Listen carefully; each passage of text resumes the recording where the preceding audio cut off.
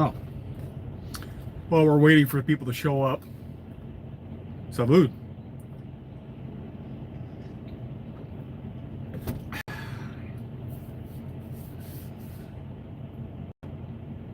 A lot of crazy stuff going on, guys. I'm just yapping for the people on the replay. I just waiting for the notifications to go out. Haven't had time to do it like a regular feed, so I just gotta do it when I can. What's up, DJ? Some crazy shit going on.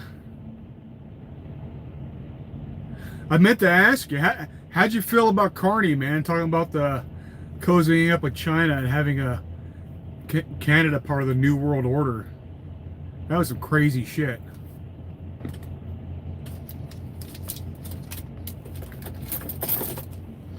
That's some crazy shit.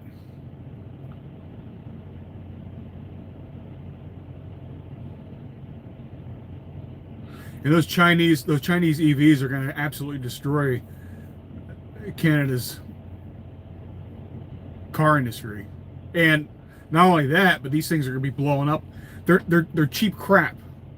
They're cheap crap. They're bad batteries with a car skin over them. And they have a tendency to go boom. It's horrible.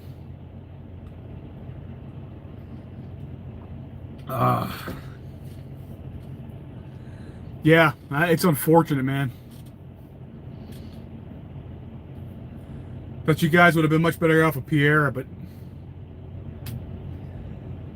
he mouthed off at the wrong time and lost a lot of support. It was unfortunate.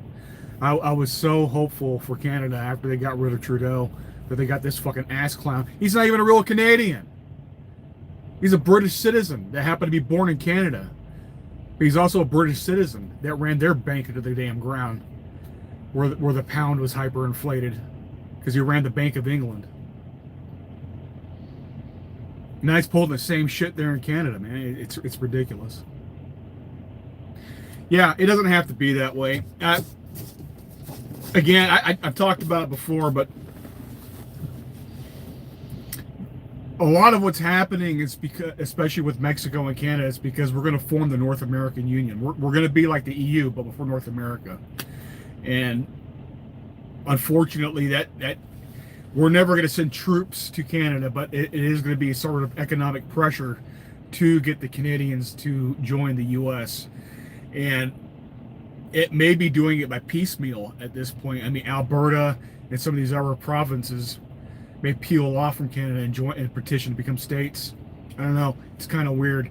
But it's also why we've been going after Mexico. We got El Hincho, right? El Mincho, whatever the hell his name was. It's no it's on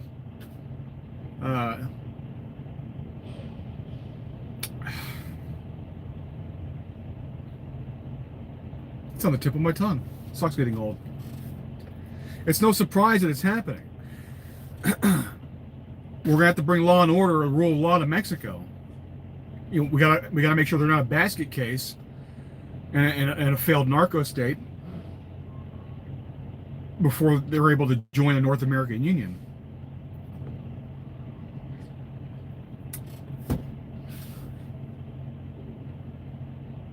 So, Jay? Yes, Sir Maximilian, I am a trucker. What's up, Brian? Good for you to be here, guys. Yeah, so as you saw in the title, they're going to be talking about this Dalilah Law in Congress. And basically that's going to limit who is going to be able to have a CDL in the United States. And it's long overdue. As a matter of fact, it's always been the law. It's right there in the FMCSA from day one that you have to be able to speak. You have to be fluent in English to be able to read the road signs and to communicate with law enforcement. But what they have done is they have attacked our industry and basically turned these trucks into rolling sweatshops for many of you. And it depressed the wages. And this is no different than what they did to the construction industry. They bring in a bunch of people from abroad, they depress wages, and then it chases out all the domestic people, and then you can't get anybody but the illegals to, go for the jobs.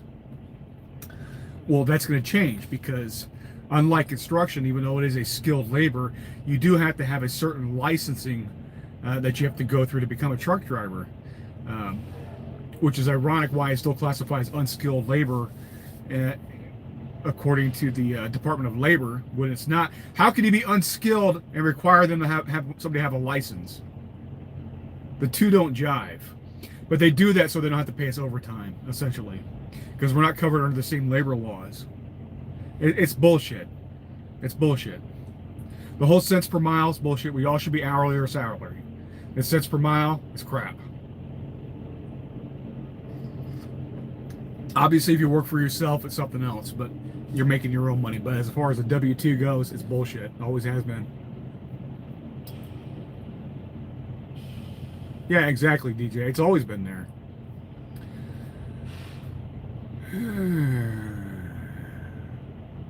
Okay, you like dumplings.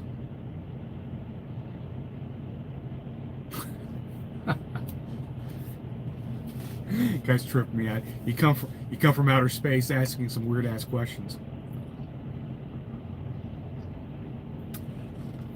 What if I were? Would it matter? I'm not, but what if I were? Would it change anything that I'm saying?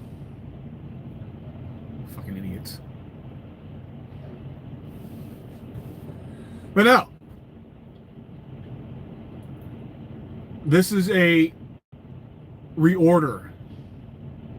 This is a correction to our industry. And, DJ's been driving for a while. I've been driving since '04, so he's been driving longer than I have. But it's just, it's crazy. Just to the time that I've been driving. What we are experiencing here is a threat to the United States. It's a threat to our way of life. And as far as I'm concerned, not going far enough. I want to see business owners in handcuffs being frog marched to the squad car in front of news cameras for hiring illegal labor. Business owners need to be arrested and their businesses confiscated for doing an end around of our labor laws.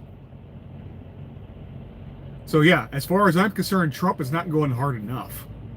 These business owners need to be arrested and made an example out of. So nobody will ever try this bullshit again. You metaphorically mount their head on a pike. You hit them with so many punitive fines and mandatory jail time that it'll scare the shit out of every other company in the United States that does not verify their workers. And they get right with the law. And it would happen like that.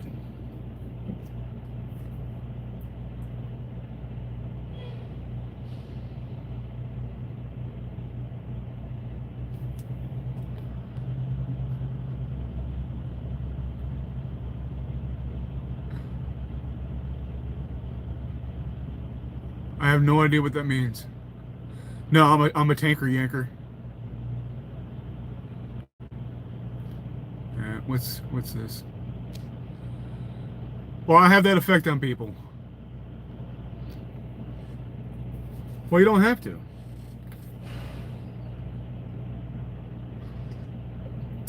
You don't have to. There's no boots on the ground in Israel, in Iran.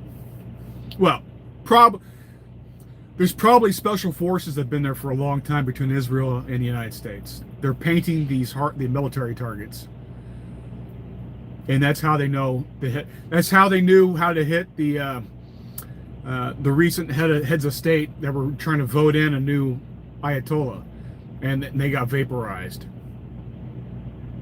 So Not exactly a job I want to hold right now. Yeah, it's technically not a war. It's like Russia, right? It's a kinetic action. It's a special military operation. It doesn't. This won't. You understand when you have a full declaration of war, or it triggers uh, legal a legal structure like turning our economy into a wartime economy. It's not necessary for Iran. We wouldn't actually have to declare a war unless it was like with a major opponent. I mean, you'd have to get up to the levels of like Russia. And even Russia is like, more like China, honestly.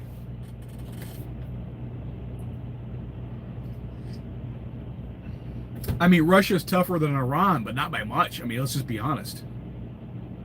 Not by much. They are not the Soviets of old. You gotta understand, people. Russia has about a little over 100 million people. They're the largest landmass country on the planet, but they have a GDP equivalent to Texas. Texas, right? They're not on the same playing field. They don't have the same capabilities. The shit that Israel and the United States do in Iran, Russia could not do. Otherwise, they would have done it to Ukraine already, right? It's not the same level. It's like orders of magnitude below us, militarily speaking. It is what it is.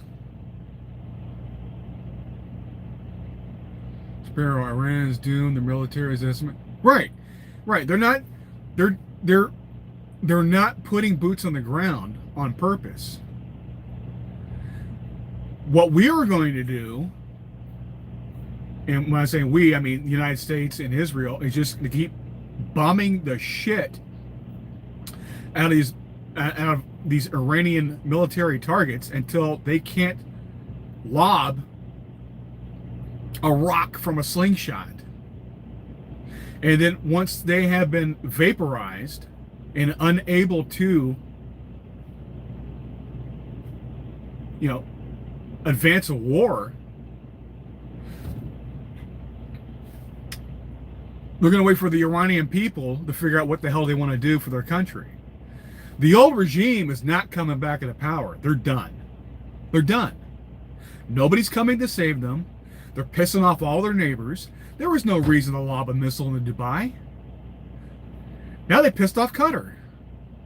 There was no reason to go lob a missile into Saudi Arabia. Now the Saudis are coming for their ass. Hezbollah's not doing anything.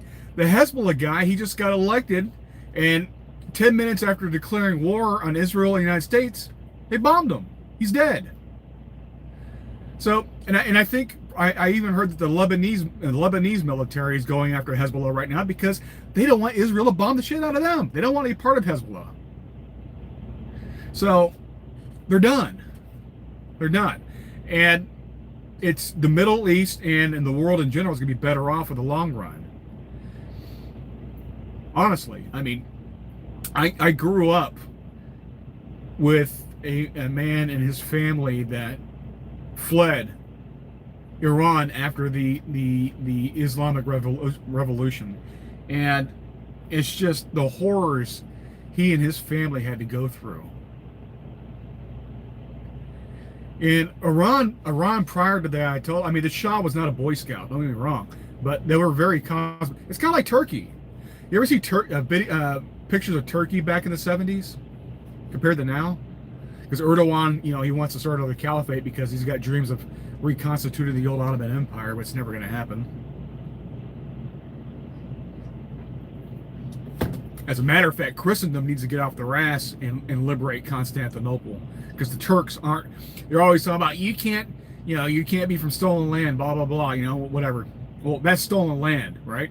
It only seems to go one way for the Muslims, right? They can conquer territory, but they never give it up, right? But they can go out there and bitch in the streets about Palestine, which never existed, right?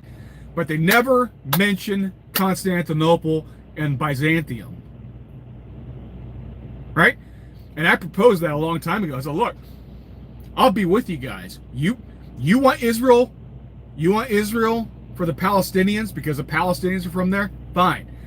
I'm all with you. As soon as we get the Turks out of Byzantium, you make Istanbul Constantinople again. And then I'll fight with you on turning Israel to the Palestinians. Until I hear that, ain't none of that shit going on. None of that shit's going on.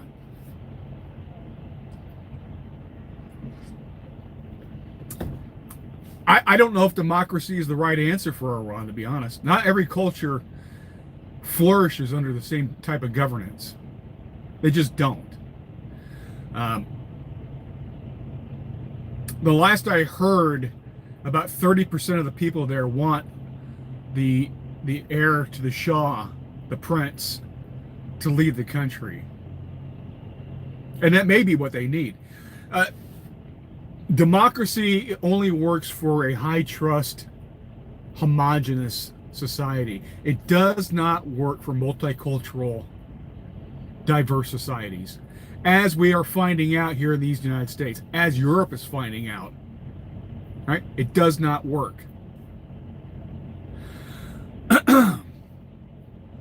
Because what happens is you get all these foreigners coming in, making these voting blocks and enclaves, and their sole purpose is just to get their people into power, regardless of their political affiliation. They vote strictly along racial lines. And that's a very stupid way of governing yourself. But it's inevitable. That's why it only works for homogenous, monocultural societies.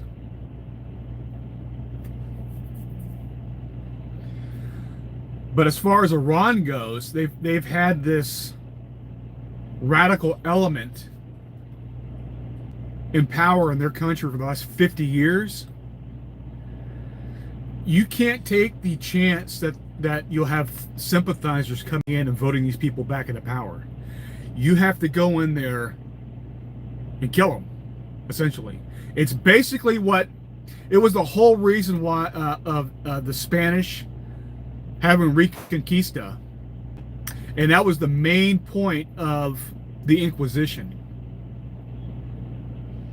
When they came rolling through there, the beginning of the Inquisition was to go in and find the old bureaucrats and leaders, essentially, that were under the caliphate, under Moorish control. So after they kicked the Moors out of the Iberian Peninsula, the people they worked with for the last 800 years were still there. So they had to go root them out, find the sympathizers for the old caliphate, and kill them. That was the point of the Inquisition. And of course, it got derailed the further along it went, because, you know, that's how these things work. They get drunk on power, and you have mission creep, and the parameters expand about who they're looking for after they reach certain goals. They keep expanding. But that was the initial point of the Inquisition, was to go to root out the old Moorish sympathizers.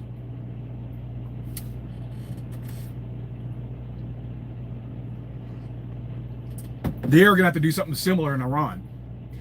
Regardless of who the new regime is going to be, it's not going to be the old regime, but the old regime is still going to have embedded power because they've been in control for so long. So the new regime is going to have to go in and essentially, with their own Inquisition, and kill a bunch of the hidden seditious elements in their population.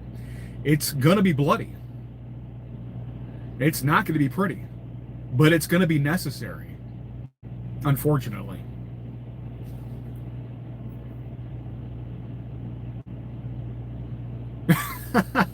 Maybe we got $1 million. What was it? I can't remember. Was it $1 million, $5 million? It was a couple of million. Yeah. Now you'll be an American citizen, but here for long, DJ. Just wait patiently. China's not going to save Canada. China only siphons and destroys. They're not very good partners. They want access to your market so they can dump a bunch of crap, and it'll snuff out the flame of whatever industry that you had the ember glowing for there as your economic engine, and it's just going to snuff it out like a wet blanket on top of a campfire. They are the locusts.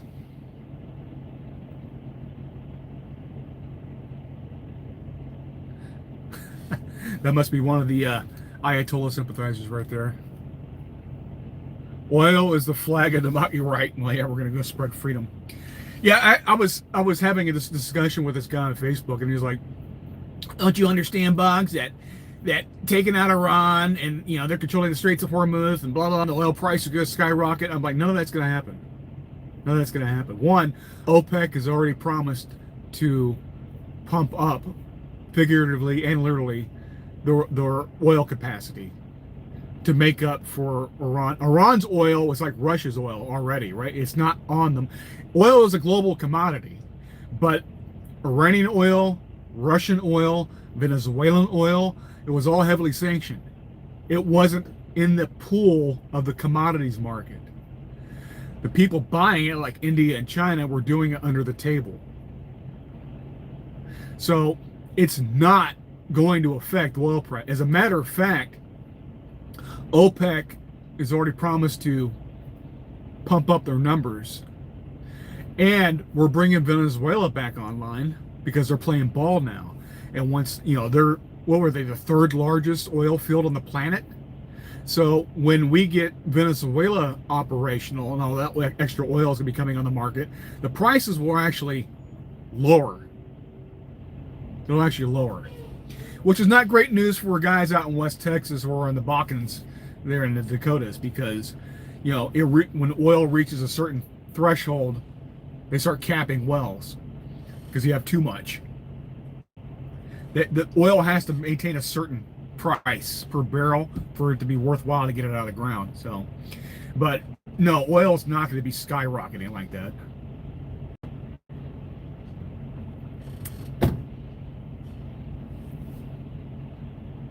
Yeah.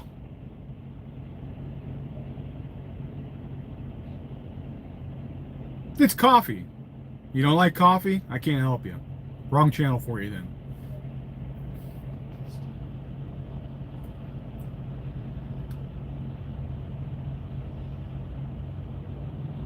Let's see. Some people just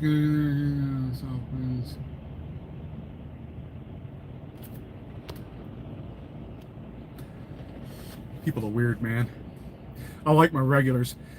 Some of the new people, they're flipping through the YouTube. So I mean, they're a lot of them are pretty cool, but man, you got some real dumb shits that come through here.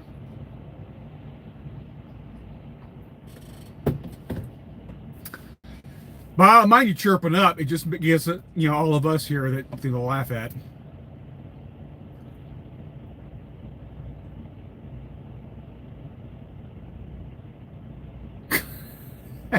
Whatever gets you there, man. Whatever keeps you regular.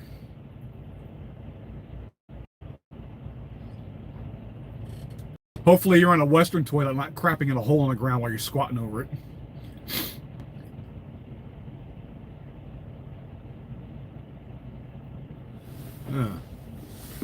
And by the way, if you don't have toilet paper, and a lot of you don't, a bidet is an excellent investment. Just saying. You don't have to use the old left hand in a pine cone or a palm leaf or whatever the hell you got lying on the ground next to you. Probably like a damn rock on the dirt ground with a couple of pages from an old catalog that's been around since the 40s. Damn. I don't even want to go there. Oh, God. Some of you bring it out of me. You bring it out of me. Well, it's good. Oh, yeah, you got the good shit. You got the heater, the massager. Hell yeah. Fuck yeah. Japan's got those goddamn Gundam toilets. It'll fucking transform and shape to your ass to make sure it gets every molecule of poo hanging off of there. That's good stuff. Yeah, yeah. Don't use the leaf from poison ivy. No, it really, I mean, it's a trip. I mean, you can watch these documentaries. I mean, I haven't traveled there, obviously. I mean, I wouldn't mind going to Japan to check it out. I mean, it's an ancient society. The people are pretty cool there. They seem to be. I don't know how they feel about yet another white American going there. Probably a little relieved that I'm not out there, defacing the Shinto shrines and dancing on the subways and generally annoying the shit out of the people around them. So I think I'd be a pretty good tourist, right? I wouldn't dress trashy and try to draw too much attention.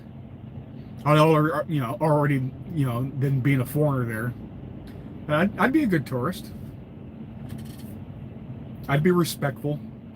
But you got some dumb shits out there that give a lot of us a bad name. They just go to these other cultures and just do dumb shit that's even looked down upon here in the States. I don't know why you thought it'd be a good idea to go do that shit over in Asia.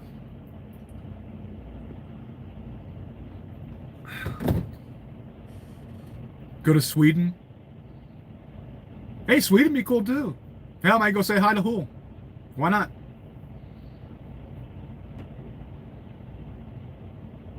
Some Westerners think Japan is one giant Disneyland. But you do have a Disneyland there, don't you? Is it Tokyo that has a Disneyland? I know France has one. I think China has. I thought Japan had one too, don't I? Yeah, I know, man. We don't. Our tourists, when we travel abroad, we'll spend money, but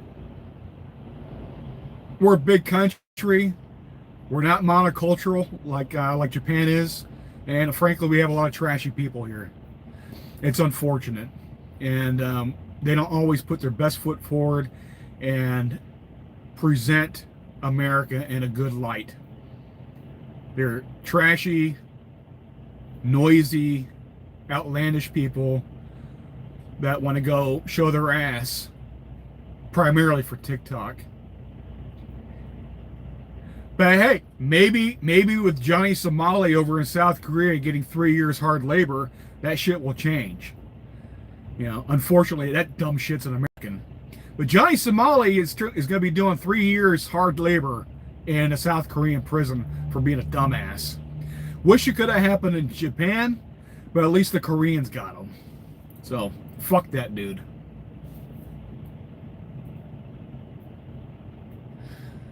Me and the Hools are beefing. I want to go see Grand Sumo and Tuki. Yeah, it could be a lot of good shit. Yeah, I wouldn't mind going to see Sumo. Hey, it's just different shit, right? I mean, it's I don't know how if that's still it's. I know they had a big sumo scandal about a decade ago. Everyone was in on it. Everyone's on the take. So I know there's a big scandal. So I'm not sure how popular it is nowadays. I haven't heard too much about it, but still, it'd be like watching a professional wrestling. Right? Go like a WWE thing. Never done it. I know it's not real, but they're still slamming each other around the ring, and it's kind of like going to the movies. I know the actors aren't actually that character, but it's still entertaining, right? It's entertainment, so it's whatever. It could be a good time. The one burner stove. Give him credit. I think it's at least 2. I think he's got a 2 burner stove. I'm proud of America, proud Trump, my president, American flag's my pride flag. Well, there you go. Hell yeah, America.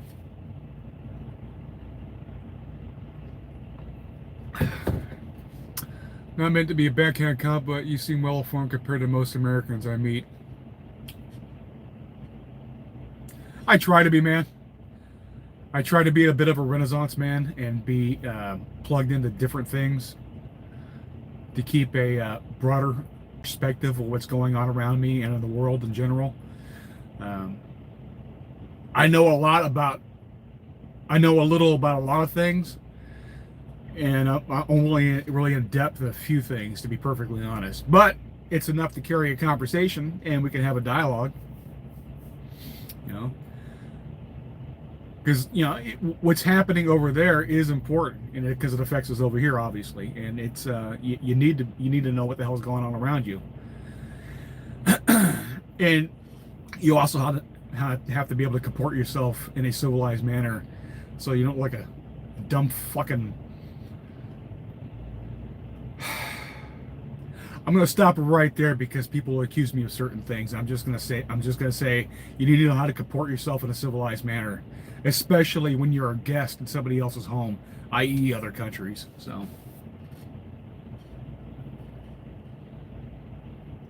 well, nothing's stopping you. Hit that sub button.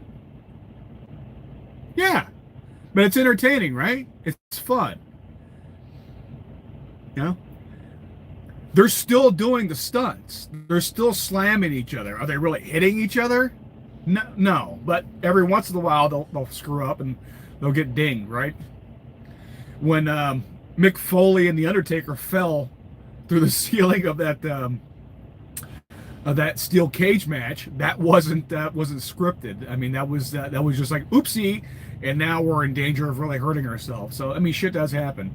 When he's blowing his teeth out and blood's running out of his mouth to Mick Foley, that really happened, right? When he went unconscious because he fell 2 stories onto that table, that wasn't planned. So, I mean, shit does happen. But, it's honestly, as a child of the 80s, it was the shit talking. It was the promos. That was a lot of the entertaining stuff. I mean, the in the ring stuff was all right, but the shit talking was the fun part, man. I mean, I remember Roddy Piper having Superfly Jimmy Snuka on there, and they were getting rowdy. The Piper, they were getting rowdy. And then he bashed Snuka over the head with that coconut. Well, it was supposed to be a gimmicked coconut, but it wasn't. It was a full real coconut. And imagine getting cracked over the head, breaking a coconut. It's supposed to break on its own, kind of like a gimmick chair, but it wasn't. So he really gave the dude a concussion by knocking that nut across his head.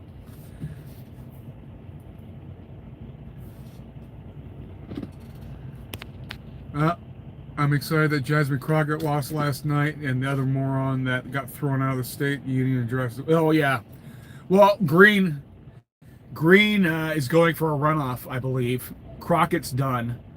Tellerico's a moron, so he's in it.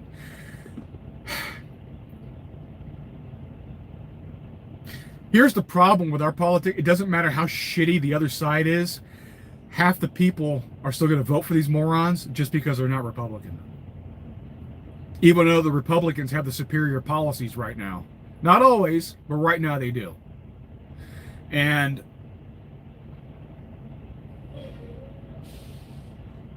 it's going to be it's always going to be close, right? You saw it with Trump and Kamala. Or Kamala. However the hell you want to say it. It shouldn't have been that close, right? But a lot of people don't like Trump. They don't have a platform of their own other than we're not Trump. But right now, Trump is what we need. So it's always going to be too close because we have a lot of idiots out there that should not have the right to vote, but vote anyway. That was never supposed to happen in our republic. The suffrage, the right to vote was only supposed to be going to the people that have skin in the game. And I know there was a racial component to it at the beginning, but those were the educated people at the time that made up the country. To be perfectly honest, they didn't want everyone to have the vote, and they certainly weren't going to give the vote to people that were property. In their mind's eye, it's like having a farmer allowing their tractor or their hay baler to vote. It doesn't make any sense. Right? That's just how it was back then. I'm not saying it wasn't ending slavery it was obviously a good thing, but that was the mentality back then. They were farm equipment.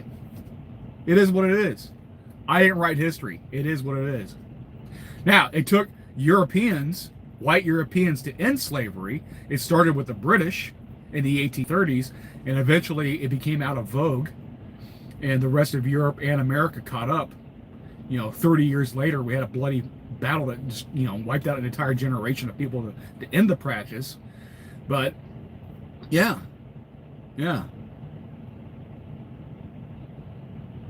Anyway, I don't know how we got that. But the point is, America was not supposed to have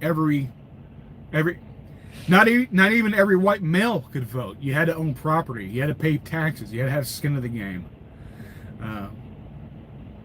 And once we got away from that, we started having more problems, to be perfectly honest. It is what it is.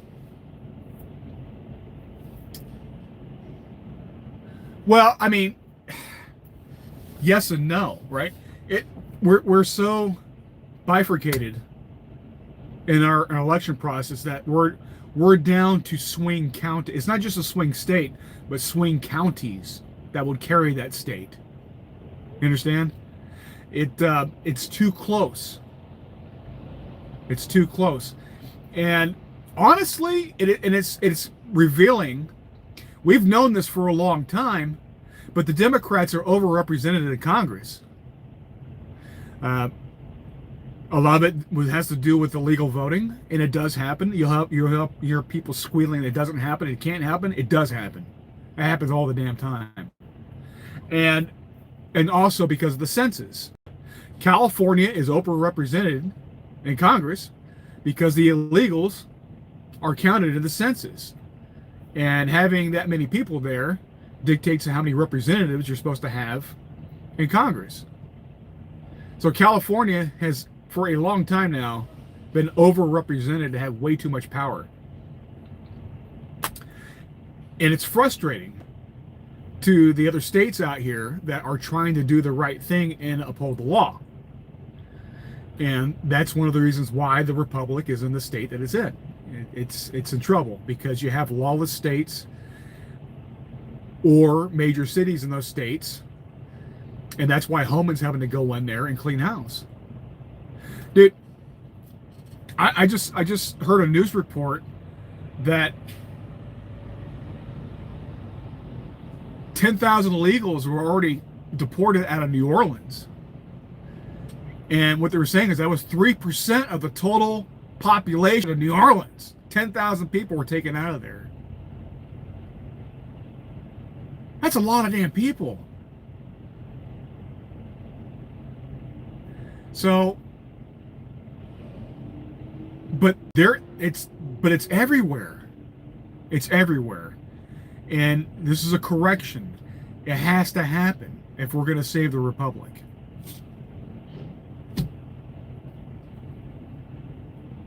Exactly. Well, I mean, people are wondering why you can't afford a home. Well, when you already have 50 million illegals here and you allow 20 million to come in 4 years, guess what? They got to live somewhere. And what's the government going to do? Well, they're going to accelerate these people at the head of the line to get on things like HUD for Section 8, food stamps, and all the rest of it. Right? Or they're going to pop out a couple of kids, and maybe the parents don't qualify, but guess what? Now the kid does. The kid will qualify for benefits, and it's going to be based on the amount of people in the household. So tangentially, yes, by popping out the anchor baby, the whole family there is going to get benefits. It's just the way the system works. And don't let the Democrats bullshit you. That's just the way it works.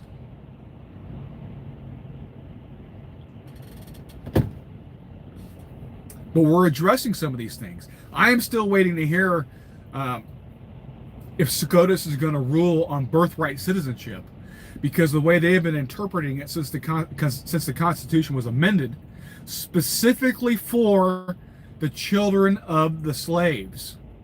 It was amended, I believe, during the Grant administration. Correct me if I'm wrong on that, but they amended it to where the children of the slaves were now considered American citizens.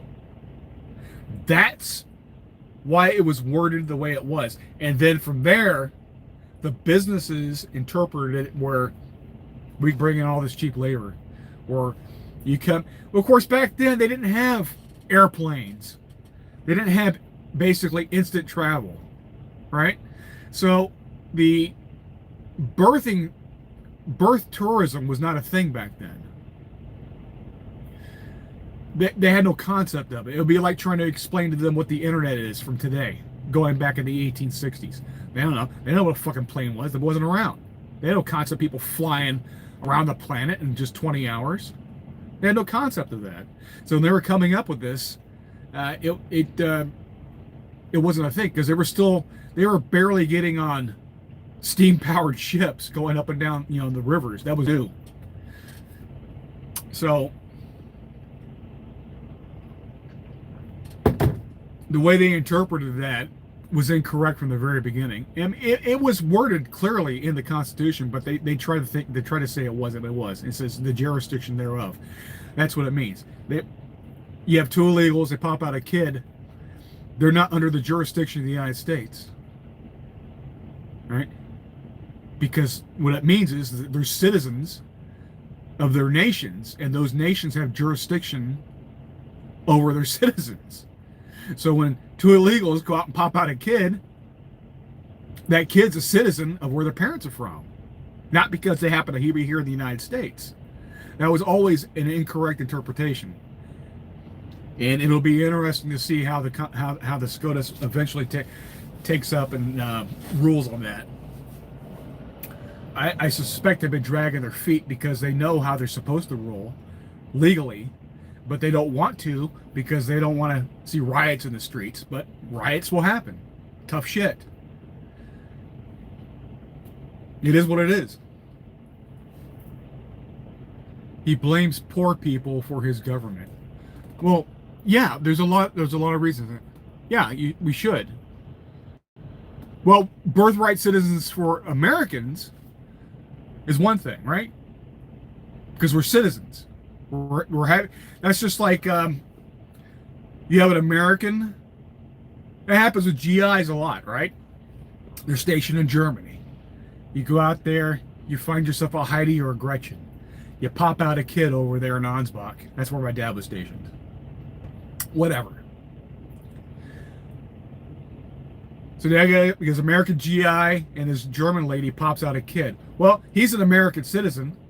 She's a German citizen. So now that child has dual citizenship, right? That's the way it works. Now, if two U.S. service men and a man and a woman, two American citizens, pop out a kid in Germany, I don't know. I would assume that that kid would still be an American. I don't know if they'd be a German. I don't know how would that work.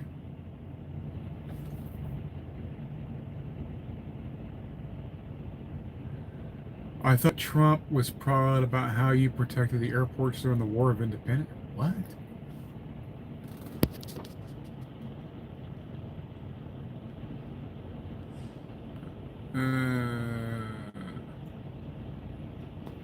I'm voting against the working class. No, I'm not. I am all about the working class.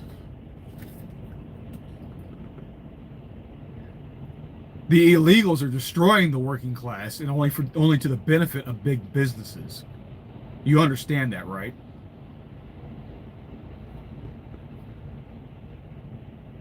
The illegals are they're suppressing the wages of working class people.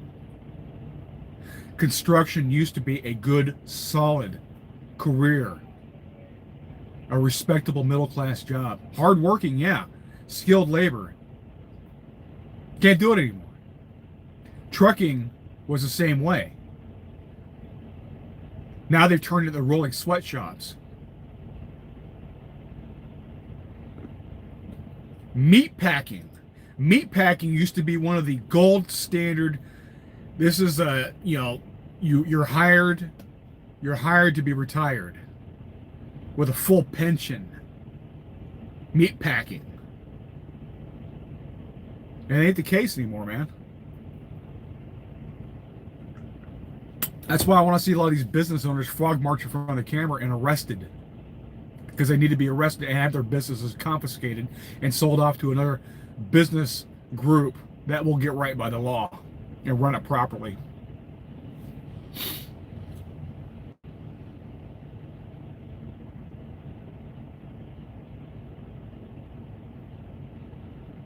Okay, I don't. It's got to be a bot.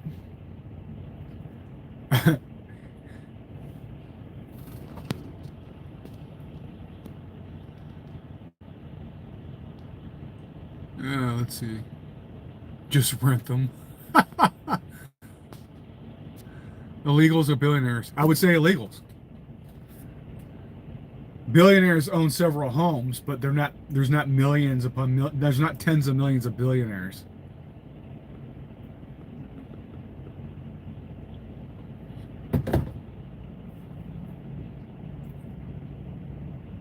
People crack me up. Yeah, Bernie Sanders. Bernie Sanders, Mr. Democratic. Democratic Socialist. Bernie Sanders. He's got 3 houses. I think he might actually have 4. It's right around. He's got 3 or 4 houses. Stop it. Stop it.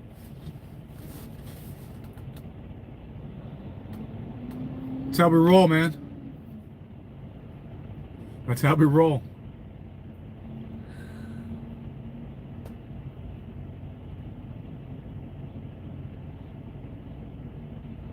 Oh, okay. Yeah, I just wasn't sure if 2 Americans had a kid in Germany, if that kid would also be considered a German citizen for dual citizenship. I think America is one of the few places where you pop out a kid here, you can get citizenship. But hopefully that changes, because that was never supposed to be the case.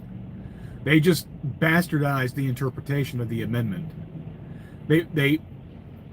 They flat out ignored what the amendment says and they say, oh, it just really means this. And it's never been properly challenged in the Supreme Court because businesses want all of this. So it's whatever.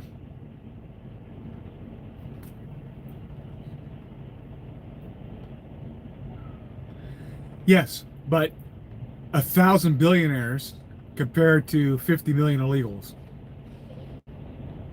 Right? Yeah, they own a lot of shit. But you only can live in so many houses. Or are you talking about their corporate conglomerates like the banks that purchase these homes and issue mortgages for them? I guess technically you could say that, but then the banks would own the houses, right? I don't know. There's a lot of ways to interpret your statement.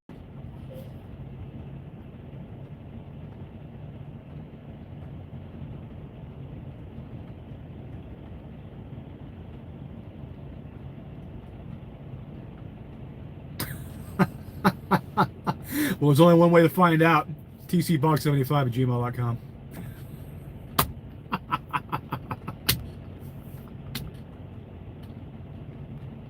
I'm kidding. No, don't do that.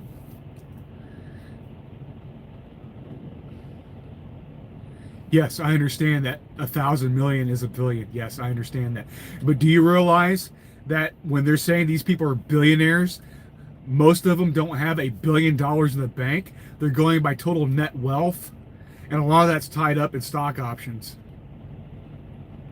A lot of that's a stock, or like in Trump's case, the valued assets of the buildings he owns. They're not sitting around like Scrooge McDuck swimming in a vat of money. A lot of it's invested or tied up in assets or stock. They still have a shitload of money in the bank. Don't get me wrong. But what I'm saying is a lot of it's tied up in shit they would have to sell in order to get the money. So that's why wealth is created. It's not like the Marxists think that the wealth is a fixed pie and then there's only so many slices to go around. For example, when Elon created Tesla, and then he started issuing stocks for Tesla, they were worth, I don't know, say $15.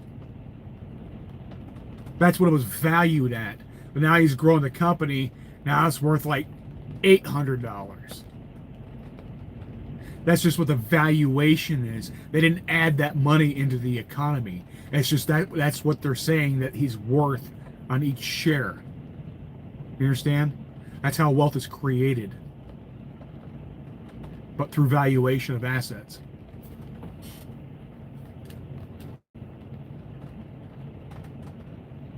Well, yeah. Yeah, but you understand, there's only so many golden toilet seats you could buy for your fifth house. You run out of shit to buy. It is what it is. That's why they get around to building companies and doing other frivolous shit. Or some people get passion projects like Elon. He wants to get humanity off the Earth, and he wants to go terraform Mars. Okay. Why not? That's what he wants to do. That's his passion project. Everything he's doing, up to including Tesla, is all tied in to working on technologies that's going to work off the planet. That's why he's big into electric cars, because there's not going to be a lot of fossil fuels on Mars. But they can create solar farms to generate battery power and charge the vehicles and so on and so forth. So that's everything he's doing is tied in to getting humanity off Earth and onto Mars. And once you understand that, it makes a lot of sense. Even though I personally think EVs suck, because they do. But they're practical elsewhere.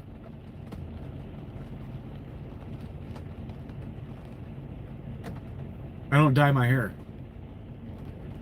I get accused of that a lot. I also get accused of having fake hair. It's not. And it's just the way. Look, you'll see it. I got my white hair coming in right here. I got my wings coming in. It is what it is. You have to be a hater. If I was going to dye my hair, I'd dye this too, wouldn't you think?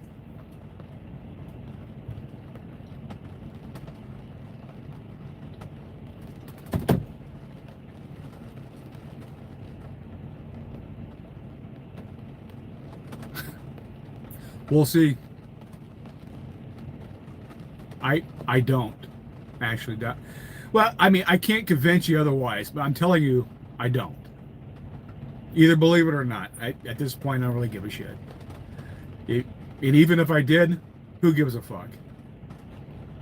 What does it matter to you?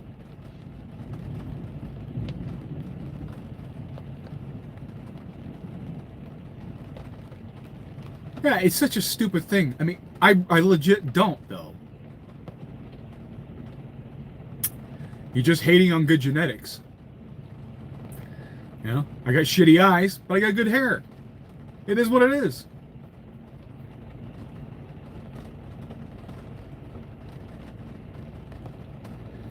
No, you said, okay, have gray beard, because...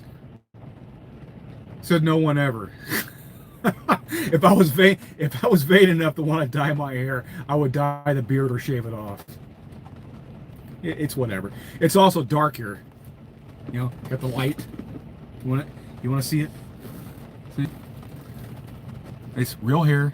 Yeah. And I got white hair in here. I don't know if you can see it or not.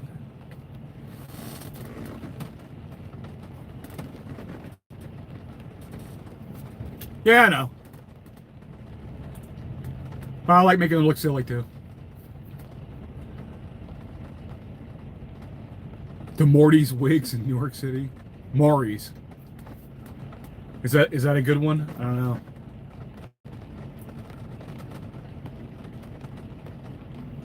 Maybe I'll tell people it's a weave. They'll weave me along.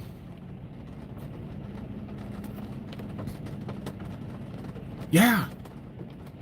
Yeah. I'm 50. You got that right. And I got dark hair. So what? There's a lot of people out there like that.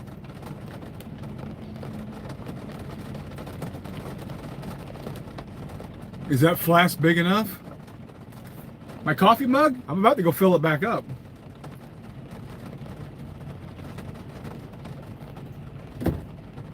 About to go fill it back up. It's brown, actually. And I have black hair. It's brown. It's a light, guys. Whatever. This is a stupid topic that we're getting a tangent on.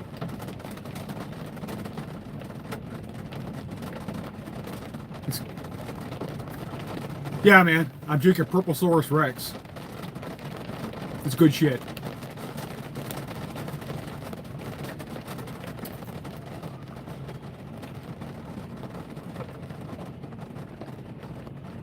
No. I have brown hair.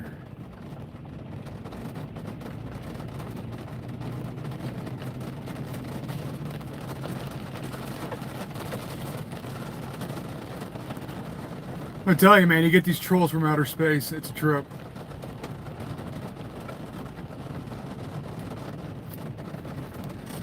I'm gonna go fill my cup back up.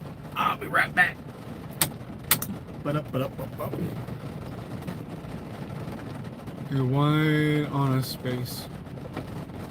I guess, man. I don't know what you're saying.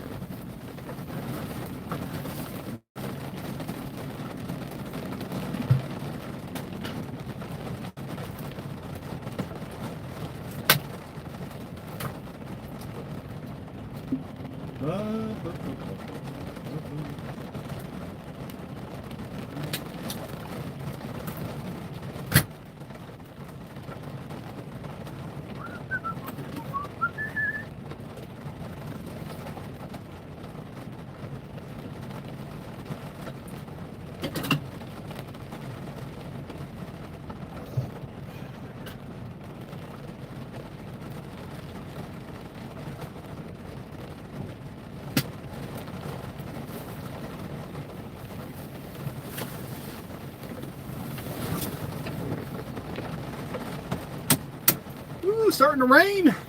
Well, I don't have to work. I'm done for the work for the day.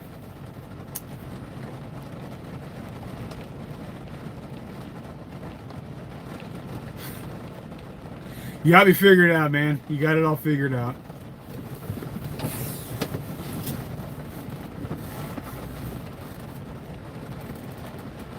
But that means I would be doing something with my life. So how you doing? I'm just saying. No, man. Got my coffee.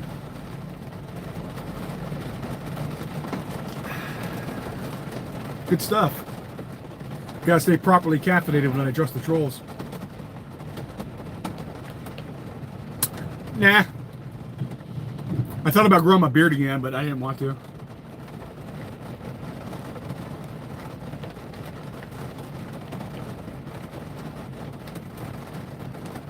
I had one for a little while, but it did make me look like an old damn man. I was like, ah.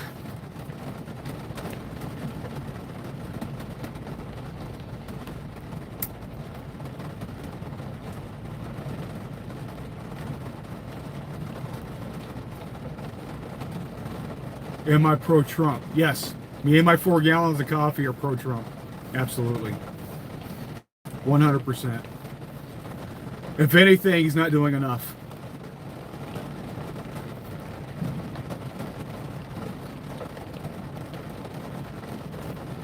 I think your bot is malfunctioning, dude. It's beeping and booping when it should be booping and beeping.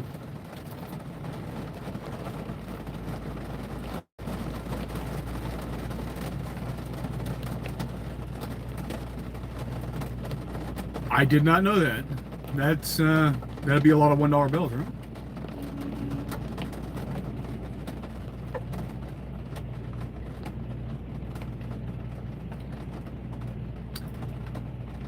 No issue with the Epstein stuff? What am I supposed to have an issue with? Look, man, if Trump's guilty of any of that shit, then he should be arrested. But he's not. You notice that no Democratic lawmakers are out there accusing. They are popping off with the mouth of everything about this guy. Biden had the files throughout his entire administration. They were raiding the man's house with armed FBI agents over some bullshit archival issue. He's not out there doing anything with kids. He's not being faithful to his marriages, but that's not against the law. And quite frankly, I'm not the man's marriage counselor. I don't give a shit. There's 2 sides to a story of why people cheat in the marriage. Right? So it is what it is. But as far as kid diddling, you understand that the majority of the times that Trump is mentioned in the Epstein files is because Epstein has a hate boner for Trump because Trump dropped the dime to the FBI that originally put Epstein in prison. So he was doing everything he could once he found that Trump was running for office the first go around to keep him from becoming president. You understand that, right? Just because you're mentioned in the files means doesn't mean you were on the island. They were also talking shit about people. So when you do the word search, it's coming around that, hey, it's this is mentioned. And there's some stories that cropped up too, but they're unsubstantiated. They're just making shit up. So there's nothing substantial tying Trump. Even Bill Clinton just testified that he never heard about Trump doing anything in regards to anything with Epstein and kids or the island. I mean, you can take it from Bubba himself. No, I'm not. What I'm saying is that there's a lot of Democrats out there that don't like Trump, and because they don't like Trump, they really want and they've got this reality they formulated in their brain about the guy, and they really, really want to affirm this reality. But it turns out it's not true. It's not true. And they are literally grasping at anything to prove themselves correct when they're not. They're just not. The guy's not faithful in his marriage. He fucks porn stars, adult women. He's not fucking kids. He's just not. And the Biden administration, hell, even the Obama administration had these files. If any of this had any validity to it, you'd have senators and congressional representatives and lawyers and all this other bullshit. You wouldn't have Letitia James out there in New York coming up with some fucking bullshit on a finance, on a campaign trail. They would just say, you're fucking kids, we have the receipts, you're going to jail. Because they were going to do everything in their power to keep that man from holding office. There's nothing there, guys. You understand? It's not happening.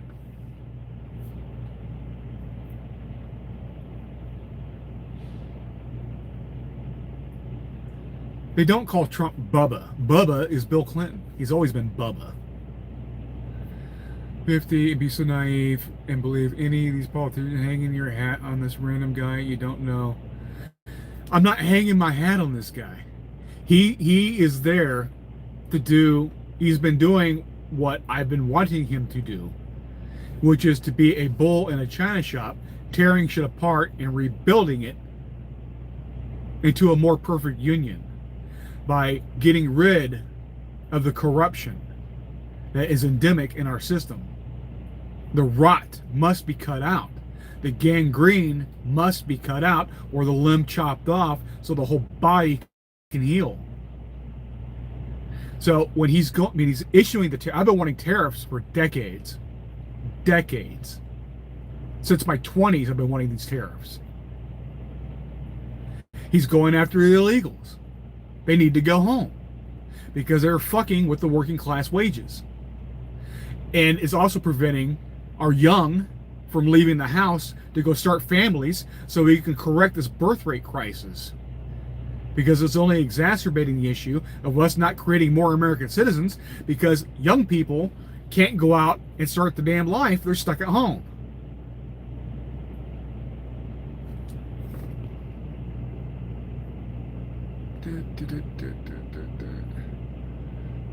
You're not just going to sit there and spam me.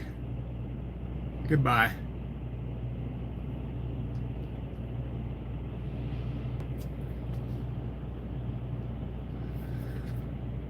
Just with his fingers, found guilty in the civil court to pay $80 million. No, that whole thing with E. Jean Carroll was bullshit. It's not facts.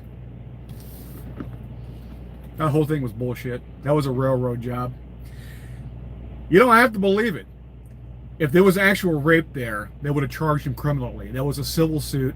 Civil suit is very different than criminal. So it is what it is. It's bullshit.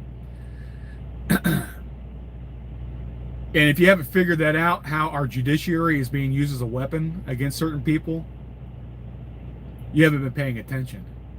Why do you think there's been so much blowback from circuit court judges across the U.S. trying to stymie the power of being lawfully expressed by the executive branch? That's why the Supreme Court has had to make several rulings telling these people to knock it the fuck off. They don't have the power as a circuit court judge to limit the president, especially on a national scale. And the Supreme Court was very clear on that, is that you only can rule on the people bringing the suit in your district. This all-encompassing power that these people think they had to limit a whole branch of government is not lawful. It never has been. And the Supreme Court was very clear on this.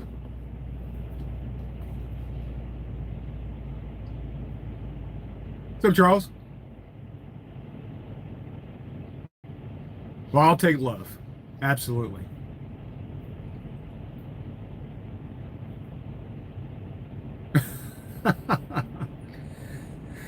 I don't know. I'm just here talking to you guys. Do I feel smart? I don't know. You tell me.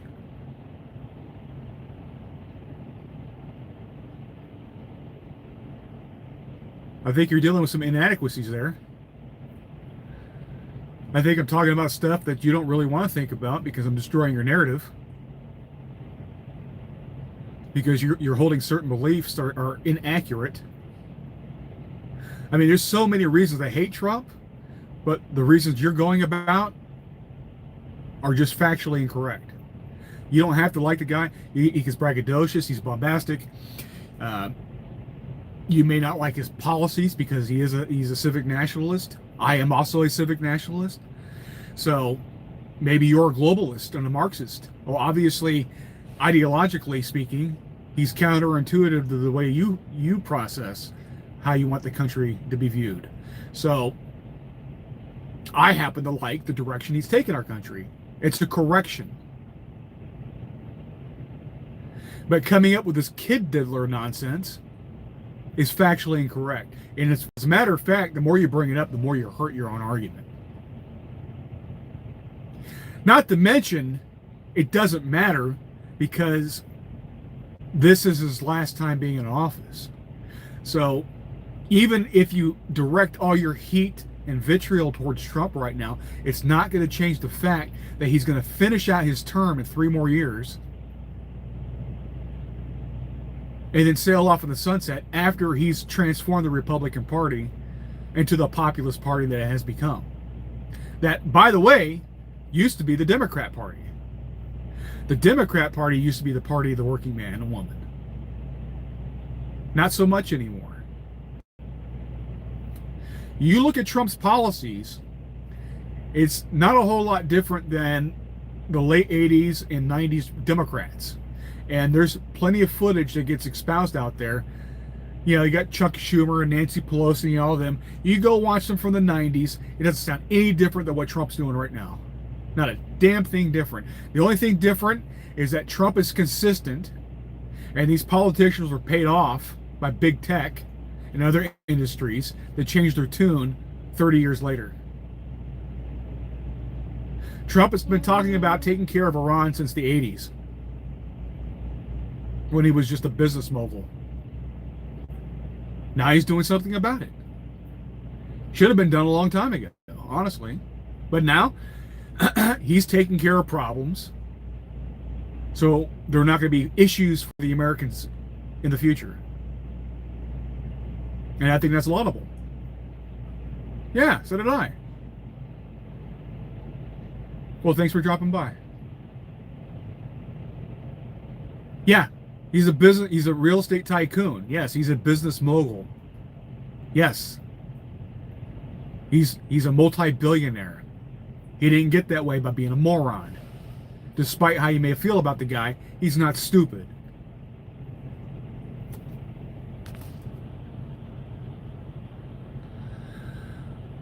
Attack, attack, attack, admit nothing, deny everything, and always claim victory, never admit defeat, and you have fallen for it as a 50-year-old. But it's working. Do you not see that? His tactics work.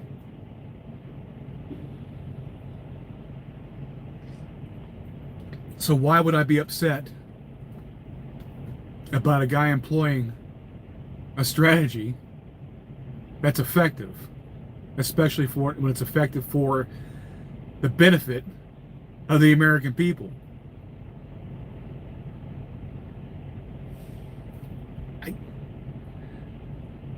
Stop, guys! The man's too effective as a leader. We got to change course because we're used to failing all the time, and our management to being so feckless and retarded that we can't get out of our own way. But when you get a strong man out there with some testosterone, he's actually being effective and getting shit done. Well, we can't have that. We're not used to that. That's essentially what you're saying.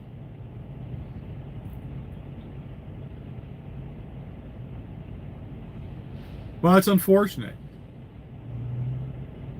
Shit's gonna happen.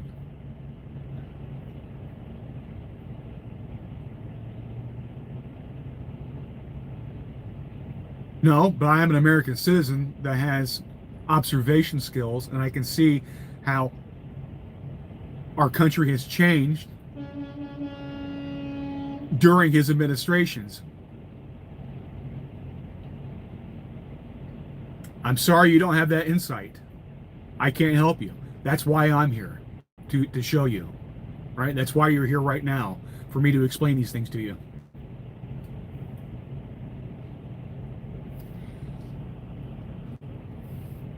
If I get an invite to the White House, why not? That'd be a once-in-a-lifetime opportunity. You would too, wouldn't you? By the way, he's paying for that out of his own pocket. I don't want people bitching about that. Presidents go in and renovate the White House all the damn time. People get stupid with some of this shit. You know, it just... That is their house. During their administration, they could do whatever they want to the White House. Carter put solar panels on there in the 70s, and they want it leaking through the roof because it was a new technology. Did y'all remember that?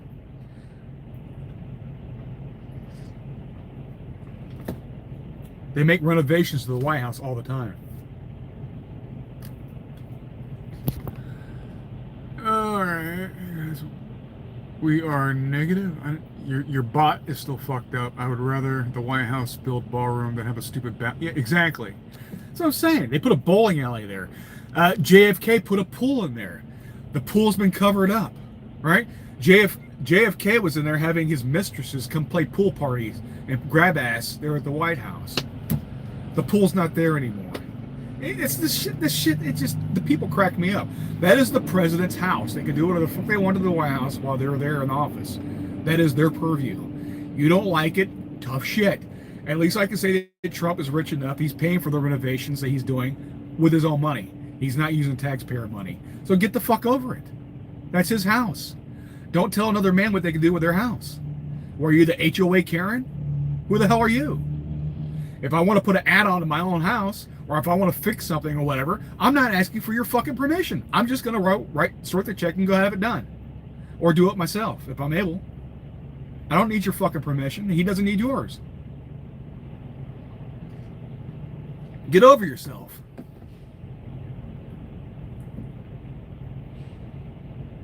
It is the president's house. That's exactly what it is. It is their home during their administration. 100%. That is one of the perks of being the president. Just like it's his fucking Air Force One. That's his fucking plane. He can go do whatever the fuck he wants with it. If he wants to have tea in Britain and baguettes in Paris and then fly back home every fucking day. That is his purview as president. You understand that?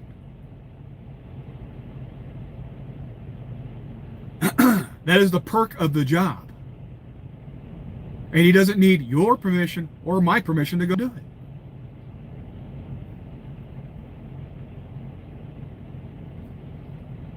Yeah, Baal is a demon. He was a deity, but he... Why are we talking about ancient desert gods? I don't understand. What? Are we talking about Asmodean now? You didn't go to university, did you? Did you? No, I did not. I didn't want to be saddled with a student loan bill. Zero critical thinking. Because I don't think like Jeremy, because I'm not substantiating your argument, then I'm the dumb one, right? Because I don't hold the same beliefs that Jeremy does, because I didn't get a gender studies degree, that I don't know what I'm talking about. Okay, dude. Cool story, bro. I didn't need a bachelor's in underwater basket weaving or business or poli-sci to figure this shit out.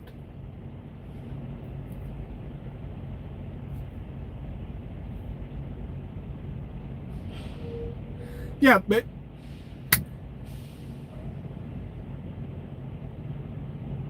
they would have a little bit to bitch about if he was using taxpayer money. But even then, you still don't have a leg to stand on. And let's be frank. When you're entertaining foreign dignitaries, and because the White House is relatively small, because it is, there's not room for these statesmen coming over, and you're hosting parties and shit, that they're having to send them out onto the lawn under tents. It's bullshit. We should have a big ass dining area. We should have a ballroom, because that's what they do. They entertain foreign dignitaries. It looks bad on the United States not having this basic shit, because that's what these people do. You entertain dignitaries. You host events. You have to have the space to do it. And you're not just going to you're not going to rent the room at the local Ramada or Holiday Inn. You want a classy venue to put these people in, because that's what they expect, because they're heads of state. So yes, there should be some type of ballroom. You people trip me out. I mean, it's a whole different world, man. They were literally having to send these people to have their little finger foods on the damn lawn because there's nowhere else to put them. What, you gotta fit everyone into the damn Oval Office? Are you fucking stupid? No. There needs to be an area where you can entertain foreign dignitaries. It's a sensible thing to have for the head of the executive branch.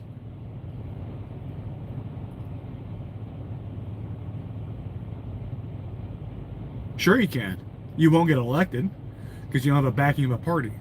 And even if that independent were to get elected, he's not going to get any of his bills, or he or she are not going to get any of their policies through, because they're not part of either one of the parties. So it would just be a deadlock government for 4 years. Yay, what fun would that be?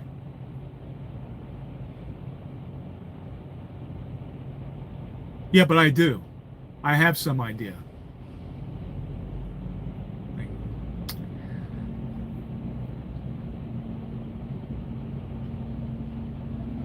He did. And you know what happened? He split the vote and got Bill Clinton elected. That's all a third-party candidate does. Third-party candidates do not work in our system. Yeah, technically you can run, but all you're going to do is get your ideological opponent elected. Perot had more in common with Bush Sr. than he did with Bill Clinton. But because he split the Republican vote and not the Democrat vote, it got Bubba elected. Same thing happened with Teddy Roosevelt. Back then, he already served 2 terms. He promised he wasn't going to run a third, though it was legal at the time, because it was just a tradition to only serve 2 terms. But there wasn't anything constitutionally preventing a person running more than 2 times, right? But Howard Taft pissed him off when Taft was president, and then Roosevelt decided to form the Bull Moose Party because Taft won the primary for the GOP. So Teddy Roosevelt split the Republican vote, and that's how we got Woodrow Wilson. And how did that work out for us? Many of what's ailing our country right now stems back to the Woodrow Wilson administration. What a fucking disaster that was. World War I, the Lusitania, all the amendments to the Constitution, up to and including creating Fed. Hello, that was all under Wilson. And by the way, Wilson had a massive stroke while he was in office, and instead of constitutionally taking the power to the vice president to have them lawfully running the country, his fucking wife was running the presidency under Wilson's name. She was the one signing all the bullshit. It's completely unconstitutional. All that shit that she was responsible for needs to be wiped off and redone. It should have been under the vice president, not the first lady. But that's what happened. And because of her actions, and them not following the Constitution, we're in the dilemma that we're in now, 120 years later. Or 100 years later. It was like in 1918, right?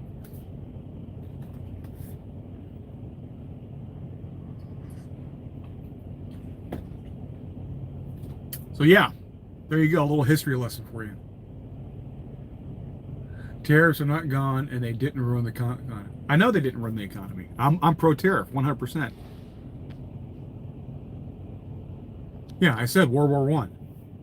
I said that. Yeah, that's something else. Wilson was a horrible racist. Roosevelt and Taft, they were desegregating the federal employees. And then when Wilson came in, he resegregated the federal employees. And it stayed that way until, I believe, Eisenhower. Eisenhower was actually the progenitor of the Civil Rights Movement, because you had the Civil Rights Act in 1957. It wasn't Kennedy, it wasn't LBJ, it started with Eisenhower. Eisenhower is the one that called up the National Guard so the little black kids could go to high school there in Arkansas and Alabama. That was Eisenhower. It was Republicans. The Republicans have always been about upholding civil rights. It was Republicans that freed the slaves.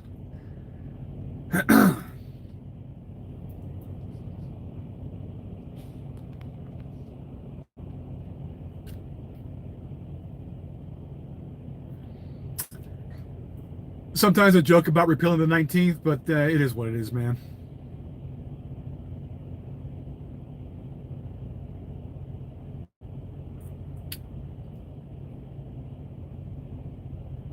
But there's a lot of guys out there that shouldn't have the vote either, to be perfectly honest. I mean, if we're just being real. People with skin in the game are the ones that should have the vote. Our system of governance was never meant for everyone to have the vote. And our founders talked about this, is that once the poor people figure out that they can vote people in to vote themselves the largesse of the national treasury, it's done. And that's what we've been dealing with, especially since LBJ and his Great Society and became a welfare state. Poor people were not meant to have the vote. They're not tied in anything. They don't have any skin in the game. And quite honestly, the only reason men had the vote is because we're subjected to selective service, or in other words, the draft. Women aren't subjected to the draft. That's why they didn't have the vote. They didn't have skin in the game. They still don't. I still don't understand why they're allowed to vote when they're not subject to the selective service. Because that was the only justification they used to allow men across the board the right to vote. It's because we all had skin in the game through selective service. Women do not.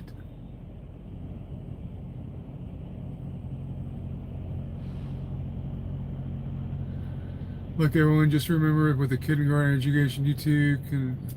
Yeah, well, cool story, Bo.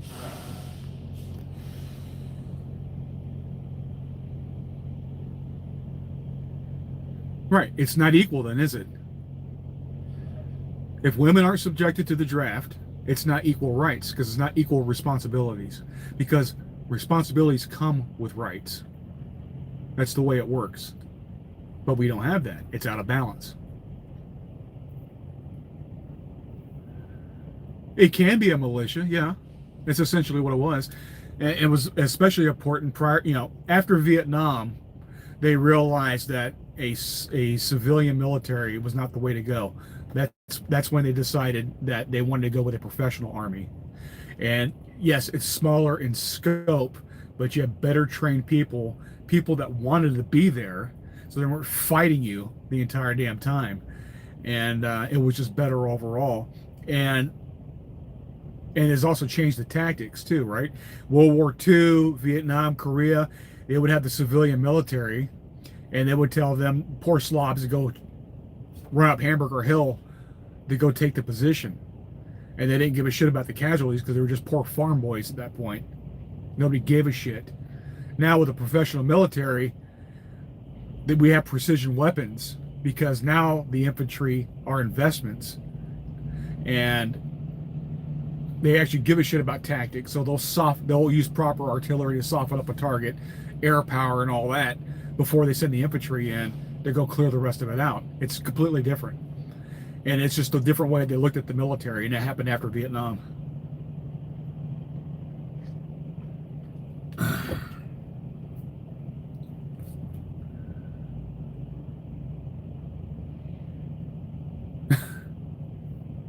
Of course there is. Guy's got his lights right on me.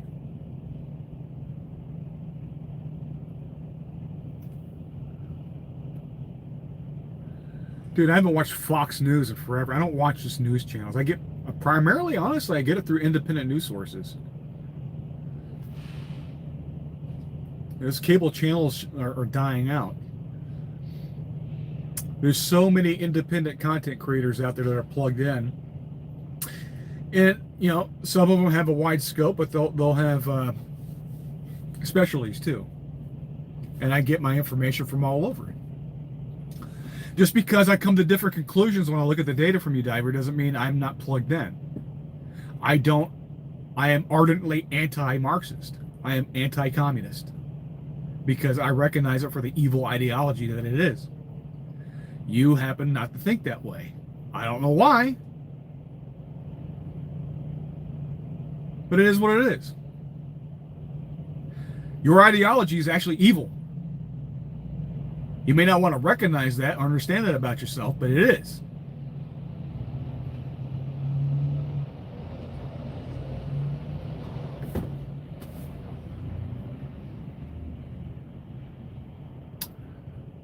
I have more proceeds. Yeah, no shit. They were reclassified as submarines. Those that have little to no knowledge will make accusations with no information to counter their statements. Yeah. 200 billion people, 200 billion, and the Shah's son will likely take over. Could have spent that on upgrades to the bribed plane. Yeah, I know. Yeah, we called them social studies back in the day.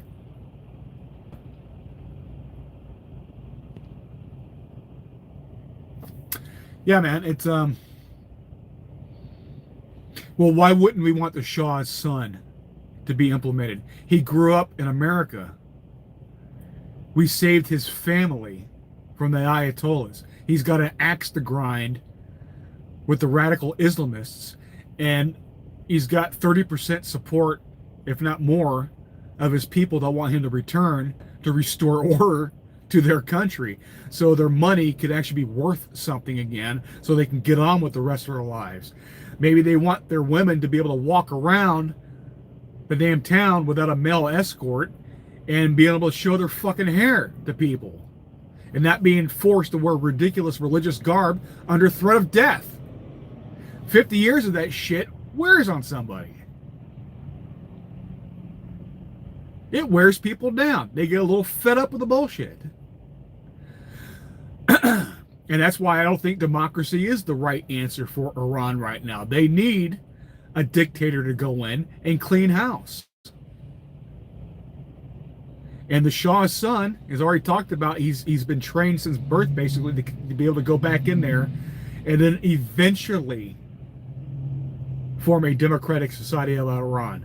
But right now, that's not what's needed. Right now, what's needed is basically the Iranian version of the Inquisition to root out the old Ayatollah supporters so the people can get on with the rest of their lives without being worried about being disappeared and thrown in the torture rooms because they don't want to adhere to Sharia law.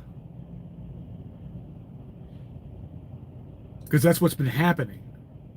It's a brutal, tyrannical dictatorship. Theocracy. Everything that... Yeah, that's what cracks me up, because it's a lot of the secular people out there are complaining about, we don't want America becoming a Christian theocracy. We don't want the Handmaid's Tale, right? That's another one, the Handmaid's Tale, right? Making these women dress up in these ridiculous outfits become breeders for the men in the society. Well, guess what? The Handmaid's Tale is reality for Iran for the last 50 years. What do you think being forced to wear the hijab and the burqa is? It's no different than what you're reading about in The Handmaid's Tale. They treat their women like chattel, like little baby factories. There's no rights for women there. The Handmaid's Tale is actually about Islam. It's not about Christianity. They just use the Christian backdrop because it entices people to go buy the book. It's a marketing hook. But in reality, it was a dissertation on Islam today.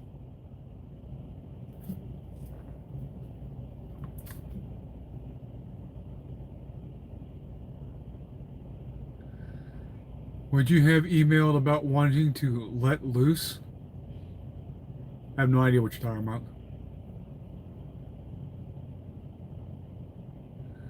Trapping in Iran got me dodging trash cans. What the hell?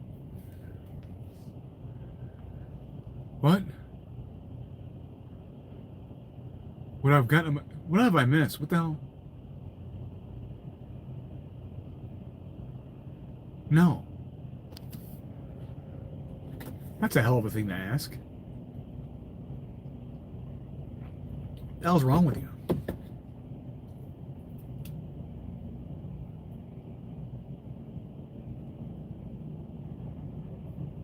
Oh, yeah, that's all I do. And just hold the steering wheel. You have no idea, dude. You have no idea. I'm not saying it's the most complicated job out here, but it's a lifestyle, right? It's not just a career, it's an entire lifestyle. And there's a lot of bullshit you gotta deal with this job. And you know what? Trucking's been good to me and my family. And it should be saved. And they've tried to subvert our labor laws because this job does have value. And you are supposed to be credentialed. You are supposed to go through a vetting process, and you do have to meet certain criteria in order to qualify. And they have subverted that, and then we've been dealing with a lot of problems. Now it is being corrected. It never should have been this way. And now we finally got a president that's going in there and doing something about it.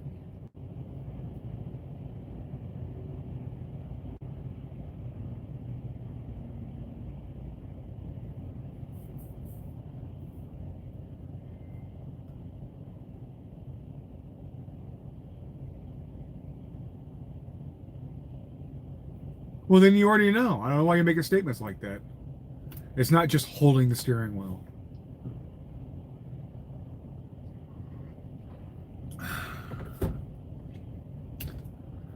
Unless you're driving a box truck, that's not trucking. You got people out here driving their dualies, hot-shotting, thinking they're truck drivers. No, you're hot-shotting. You're not truck driving.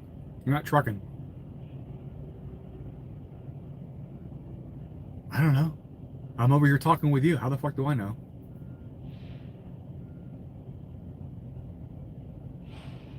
Despite my narrow-minded thinking. Well, I appreciate the positive vibes. I disagree, obviously, with the narrow-mindedness. I just because I vetted a situation, looked at the data, and come to a conclusion, and then I back up my conclusion, doesn't mean I'm narrow-minded. It just means I made my mind up about a certain situation. I'm decisive. I take action if I'm able to. In this case, I have to do it with my vote. Because there's no way I would be able to get people to vote for me in an office. If I ever got the office, oh my God. But I was happy to see that Crockett was taken out. Green's going to a runoff. Dan Crenshaw, that fucking rhino's gone. Thank God. The one I'm really interested in is Cornyn and Paxton. If that's going to a runoff. In Texas, if you don't get 50% of the vote, it goes to a runoff, and they were like right around 48% each. It was really close. So hopefully Paxton beats Cornyn, because Cornyn has been a shitty senator for Texas for a long time now. He's one of those. He's almost like a John McCain type. He's a rhino. He's a sack of shit. We need more. Now, Cruz has kind of pissed me off. He's pissed off a lot of people here these last few years with his art, with his just stupid fucking obsession with Israel. Don't really give a shit. I don't have anything personally against the Jews, but they're not my people. And I don't need a United States senator that's supposed to be my representative talking about that his main function in office is to uphold the sanctity of Israel. I don't give a shit about Israel, to be perfectly honest. Or the Middle East, for that matter. So Cruz needs to knock that shit off and focus on America.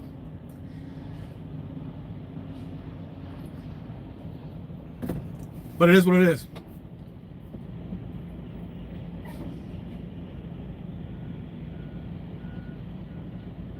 He was accused of doing some things. They did impeach him, but it turns out a lot of it was bullshit too. So it's political shenanigans.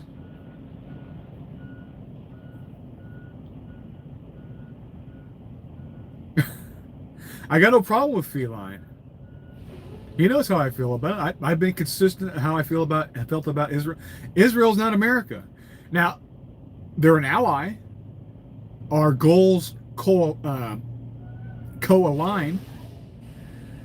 with what's going on in the Middle East, and specifically Iran right now.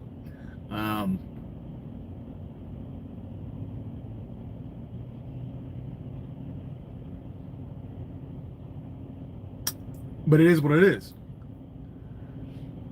There is some validity that some of these people have too much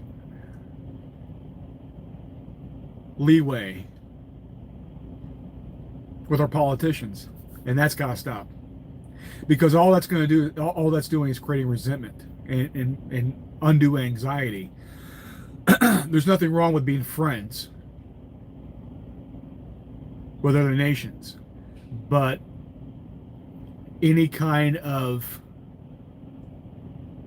appearance of being subservient to an outside force is very off-putting, and it's not great to hear one of our senators talking about Israel in the way that Cruz is. There's nothing wrong with being allies, but it's not a good look. But that's one of the few criticisms I can have of Cruz. So, and that's politics. No politician is going to be 100% of what you want. This is the way it is.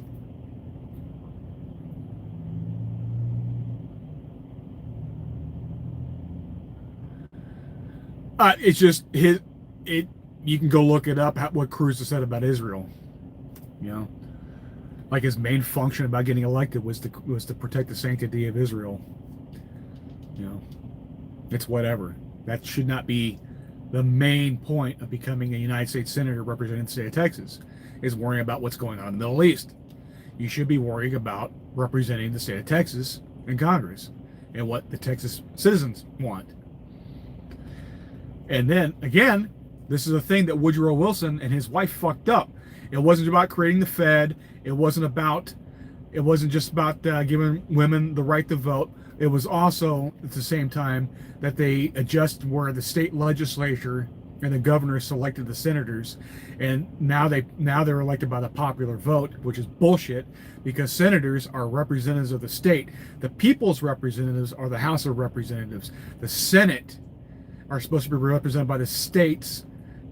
They're two senators from the state, and they were elected by the state legislature. That's why it was important to figure out who the hell your representative is for your state. And it was a balance. But now it's a popular vote. There is no machinations to recall a senator.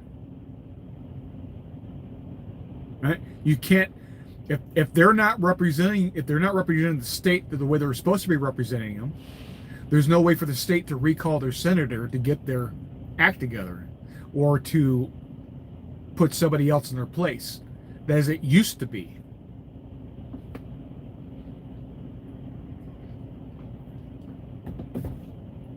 Yep. Our system is predicated on a balance of power. And we are completely out of balance right now.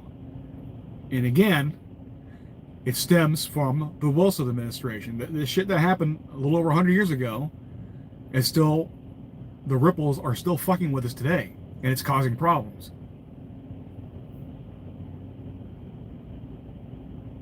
No.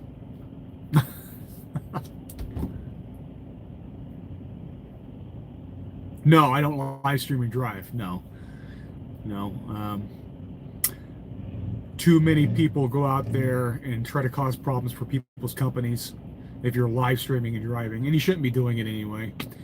I mean, I wouldn't mind just showing like a video of just driving down the road, but then you got assholes out there trying to figure out where you're at and then causing problems for you, so no. Boggs does not do that.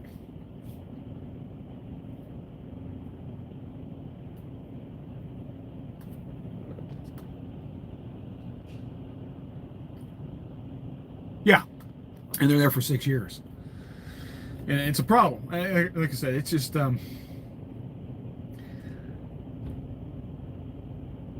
we need to bring balance back, because if we don't, what's going to happen is what happens to most republics, is that we will eventually fall like the Roman Republic. We're rhyming with the Roman Republic. And many republics have a tendency to devolve into dictatorships because of what we're witnessing right now in our lifetime. The Congress, the senators, become so corrupt and feckless and with the infighting that they can't get shit done. And since they're interlocked in a power struggle, the republic starts suffering through inaction. And what happens is that the people finally get tired of their bullshit, and they will clamor for a strong man to come in and fix shit. And one will eventually rise to the occasion that has the power to do so. And then they don't normally relinquish power after they fix what's ailing the republic, and it turns into an empire. And right now, we're on the cusp of that. I've said this before for the newer people, that right now we are in a race between the GOP and the Democrats about installing who is going to install their Caesar first. Who is going to seize control? Who is going to right now we're basically in a fight between Pompey and Julius. And we don't know which is going to install their imperator first. That's where we're headed. Our Senate is already feckless and loggerheads, ineffectual, can't get shit done, and it's rife with corruption. Right now, we are at the precipice of losing the republic, and the people clamoring for a strong man to come in and just fix shit, just do shit. They don't care about the law. They don't care about any of that shit. They just want somebody to come in and get shit done and fix the republic. And normally, these people do actually do the things. They actually do get in power, and they do fix what's ailing the republic. The problem is, when everything does get fixed, they don't relinquish the power. But that's where we're headed. That's where we're at right now.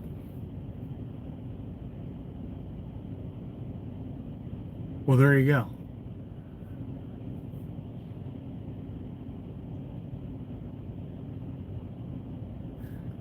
Yeah, she was just straight up ghetto trash. I mean, just ratchet fucking ghetto trash is what she was.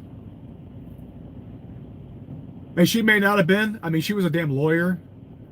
There's no reason for her to act the way she did, but she did it primarily to get votes. It's no fucking different than what Hillary was doing.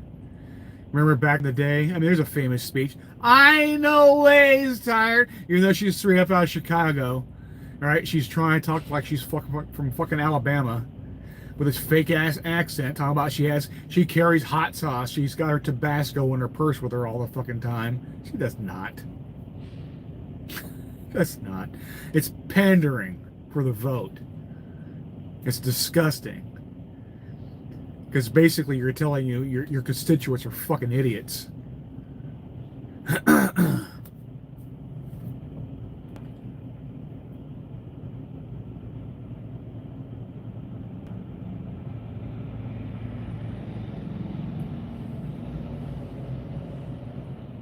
I don't even know that's really Willie. It looks like a troll account. I don't recognize that account. Is that really Willie? Let's see.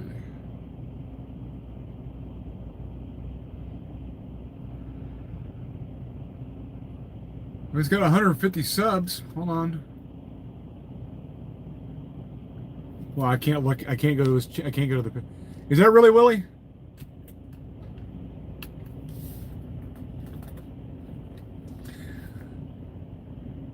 Yeah, I was surprised, dude. I mean, I haven't really been plugged into it, but I saw that you and Bambi had a falling out. I mean, I don't know what the hell that was all about. The only reason I knew about Bambi was because you were talking about her, had her on your panel. So I started checking her out, and all of a sudden you guys are beefing and going at each other like fucking cats and dogs. Like, holy fuck.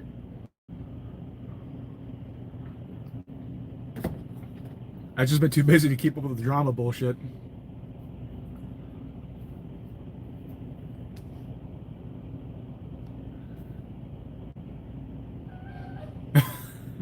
You know what? I'm sure it pays pretty well, too.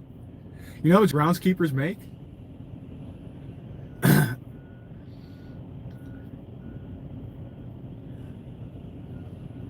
you got that nice golf course out there.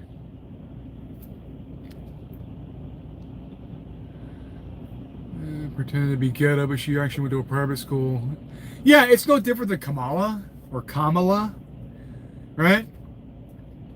She says she's fucking black. She's like a quarter black and 3/4 Indian. Her fucking dad is half Jamaican, half Indian. Her mom is full fucking Indian. So she's like a quarter black. And she grew up in fucking Quebec.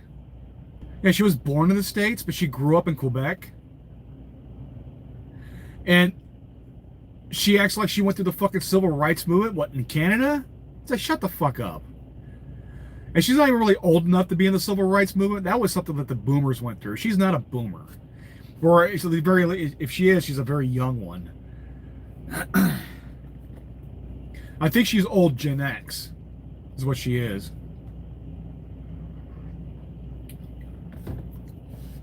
She didn't struggle. She didn't have the struggle of the black people like in the United States when she was up in Quebecois.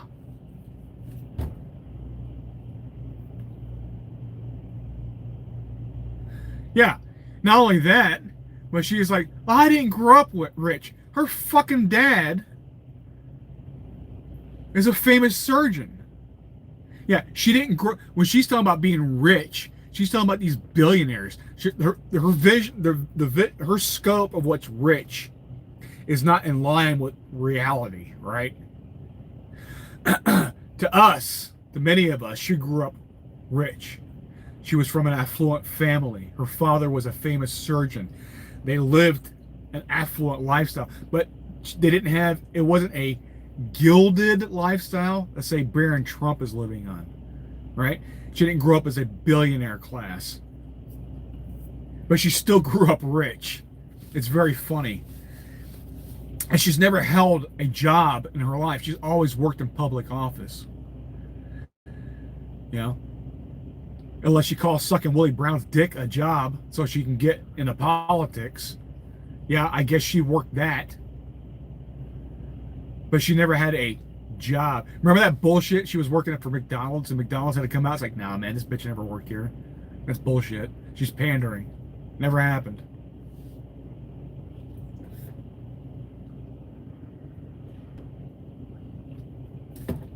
And what's always been funny to me about Harris is that the Democrats are so anti-law enforcement, and yet she was basically a tyrannical DA in California. It's been proven that she locked people up, and once through like DNA testing that they were actually like not the person that did the crime, and they should have been exonerated and released from prison. She fought tooth and nail to keep these people behind bars because it would affect her record. She wanted a spotless record because she wanted to go higher, like eventually become governor, or in this case, vice president or senator. She didn't want a blemish on her record as DA, so she allowed these people to languish in prison after they should have been exonerated. Not only that, but she was also using the prisoners as labor for like fighting forest fires and shit. And you can't just be letting your free labor out on the streets, because who else is going to go out? Well, you got to pay firefighters to go out and fight fires? No, you can have prisoners go out and do it. Shit's amazing. Yeah, she was horrible. She was horrible. And she damn near became president. And it wasn't by any, it wasn't even that any Democrats were electing her. She lost the primary. She was one of the first candidates dropped out of the primary because Tulsi Gabbard pushed her shit in, because she did air out Kamala Harris's record. And she became so distasteful to the Democratic voters in the primary, they got rid of her ass. But she was selected once Biden won the primary to be the running mate. They were trying to force her. She didn't win a primary after Biden dropped out to be the representative for the Democratic Party. She was selected.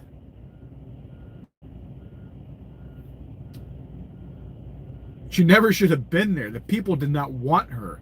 But because she's a D going against an R, people are still going to go out and vote for her en masse. So that was a disaster. Could you imagine? This bitch almost became president and nobody voted for her. Nobody in the Democrat side wanted her there, but she almost became the president of the United States as a Democrat. How fucked up is that situation? Oh, hello, Dolly. Welcome.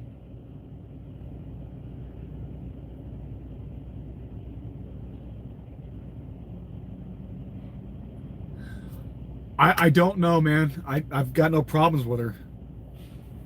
I don't follow her like, I mean, I catch her every once in a while. I mean, I'm not big into the mafia shit. I'm more Elliot Ness than I am Al Capone, if you catch my meaning. I'm more law and order. So I'm not really down with crime or organized or otherwise. So, but I never had anything personally against her. And she seems entertaining, so I mean, I don't know why you guys had a falling out. It was just very odd to me when I found out. That's all.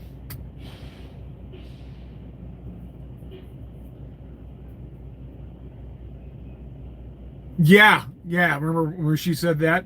That bitch never ate collard greens. She was eating fucking curry and basmati rice. She's Indian. She's Hindu. She ain't Southern black.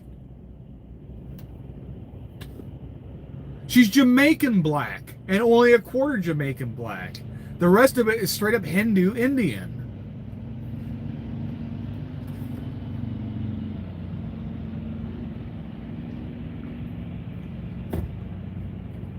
It's a fucking trip.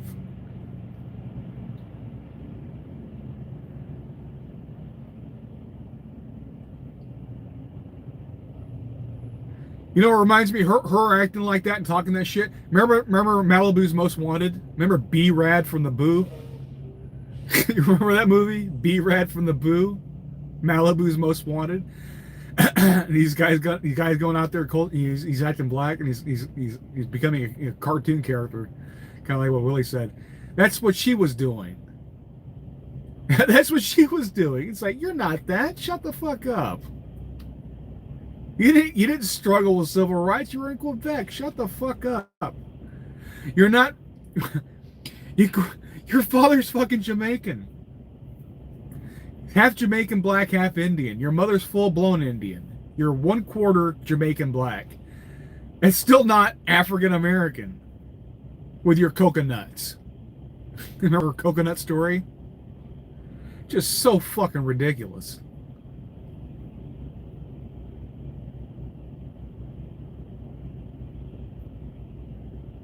Yeah, corn pop.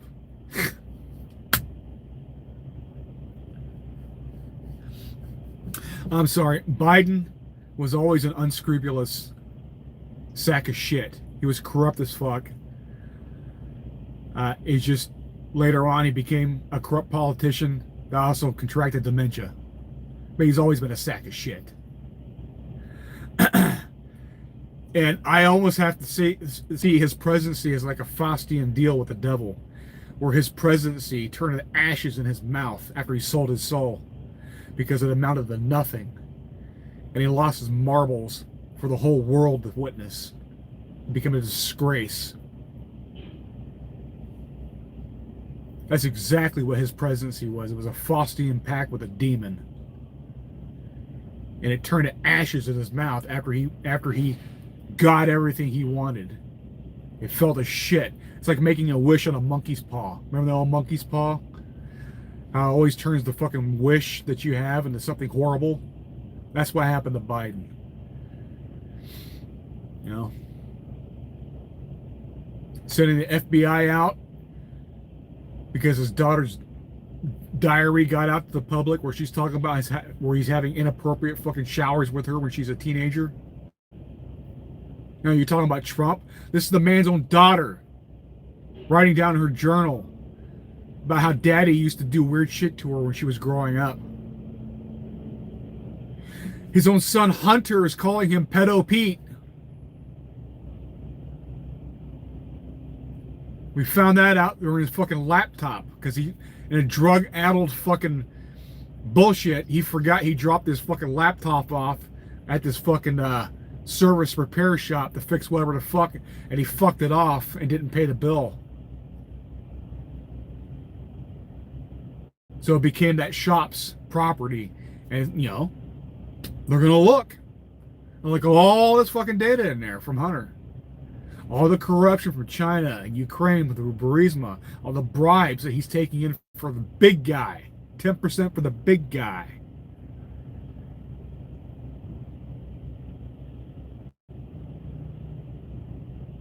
We have actual testimony of Biden doing and being involved in all this shit. But you want to come after Trump over some bullshit that's unverified. We got the man's own family talking about it. Eyewitness testimony between diaries and the Biden and the Hunter Biden laptop. But you want to give that motherfucker a free pass out there fucking sniffing hair on people and shit. That's why I laugh at you guys when you talk about the Epstein. The Epstein files. No, you had a bona fide fucking pedophile, Biden, right there, out there in front of God and everyone, and you sat on your fucking hands because it was your guy in office. You allowed it. His own daughter and son talked about it. It's a fucking disgrace.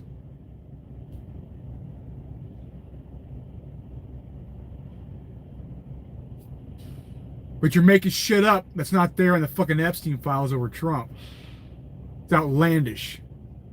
So I don't give a shit about your opinions about the subject matter. Because you sat on your fucking hands when it was out there open, when Biden was in office. But because it was your guy, you were okay with it.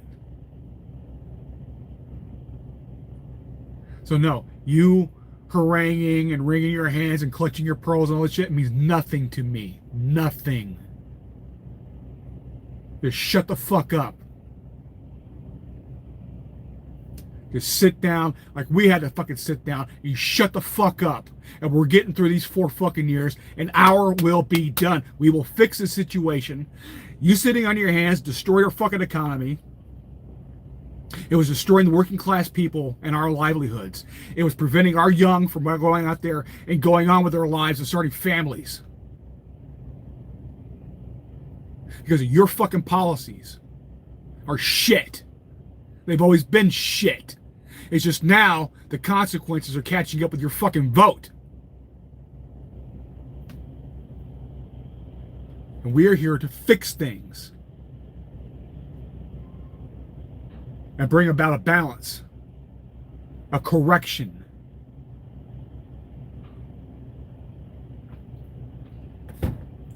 Our will be done. You sit down and shut the fuck up. You've had your chance. You made things worse. Your policies are evil and shit.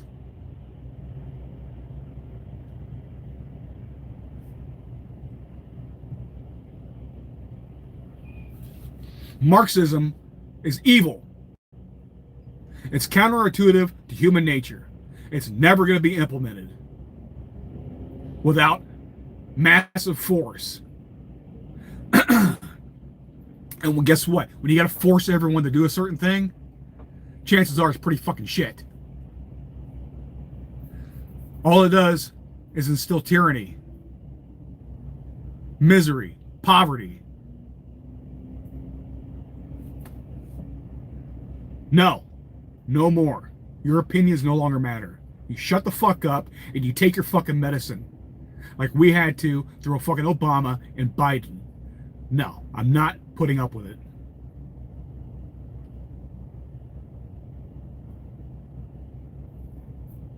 He was the best one of my lifetime, and I've been around since Ford.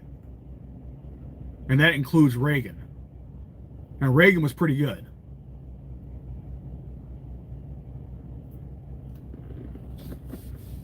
It's fucking insane.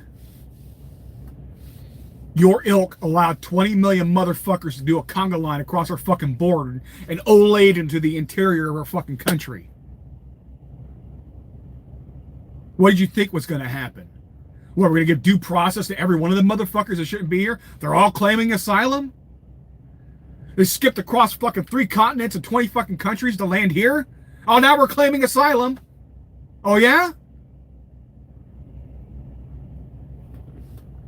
That's not the way asylum works, motherfucker.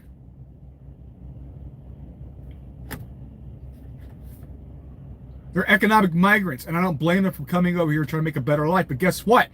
When it's dragging down our economy, and for the people that work here, that live here legitimately, they've got to go. There's too many at once. And the needs of our country changes over time. I don't give a fuck what some Jew put on a fucking a poem on a goddamn statue from France. That's not immigration policy for the fucking nation. We're not building a transcontinental railroad through fucking hostile Indian territory. This is not the 19th century. We don't need all these laborers. We are automating a lot of our shit. A lot of it, we're going to AI. We have to get rid of people that aren't supposed to be here to keep what few jobs are going to be remaining for American citizens.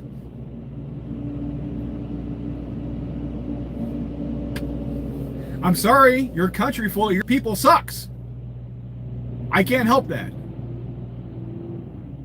I hope you learned something while you're here. You go back home, you make some reforms, and you improve society through what you learned here. But you can't stay. You got to go home.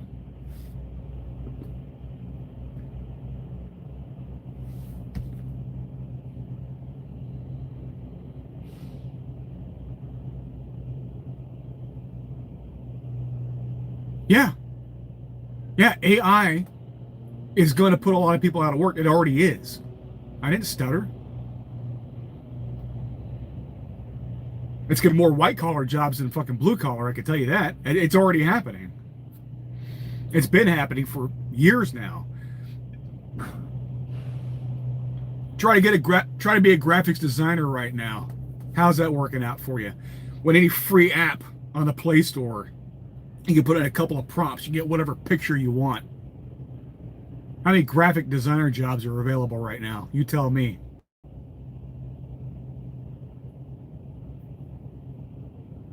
Oh, you think you're a whiz with MS Office and the Excel spreadsheets and shit like that, and Excel and Access and all that? Look at the tech industry right now. Hell, look at the video game industry within the tech industry. A third of the people working in video games are unemployed right now because of AI. You realize that? Just video games. A third of the total workforce in video games are now unemployed because of AI. Go look it up. No, I didn't vote against my own interests.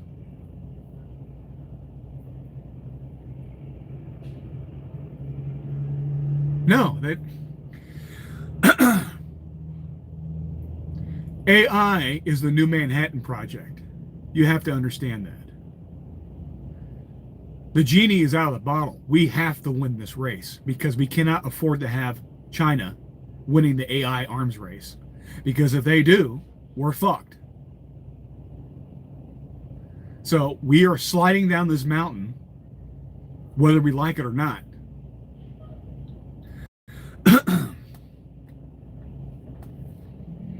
And it is going to displace a lot of people and their jobs. It's already happening.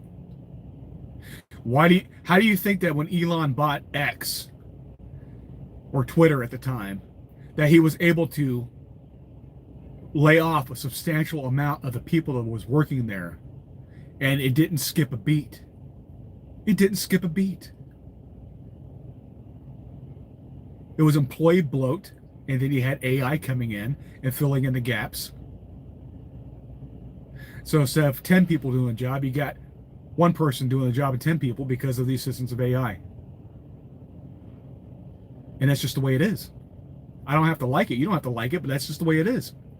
You know, the automobile was invented. Airplanes were invented. Now we got AI. We got the internet.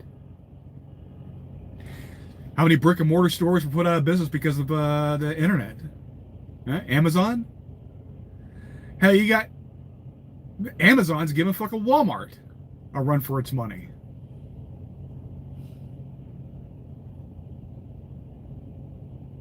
It's just the way the times are going, man.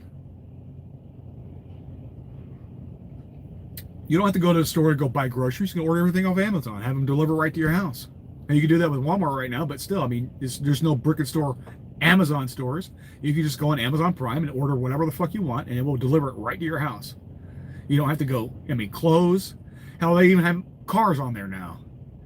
Literally just about everything. Travel plans, everything. You can do it right there on Amazon. No brick and mortar stores. You can do it all on the internet. How many brick and mortar stores did they put out of business?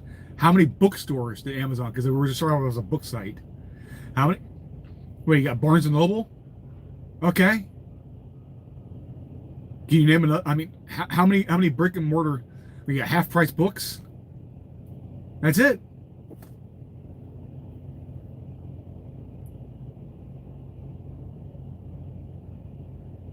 What do you mean I don't understand the white collar? Yes, I understand the difference. The difference is that AI is a digital being, to use a certain vernacular. It's digital.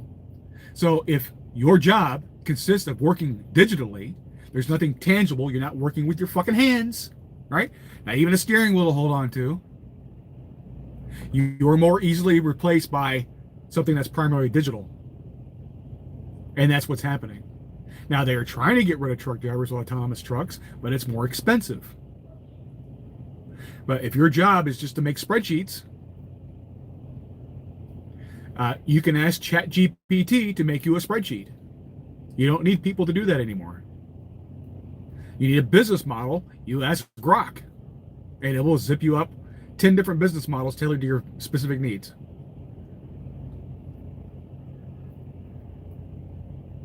So yes, if your job is primarily digital, there's nothing tangible, you're not working with your hands, your job is going to be going away. Because it's much more viable to replace you with AI than it is somebody that actually goes out and builds a fucking house. Until they can build the robots that go out and build you a house. But that's going to take time, and it's more labor, it's more capital intensive. Not saying they couldn't do it eventually, they're just not doing it right now.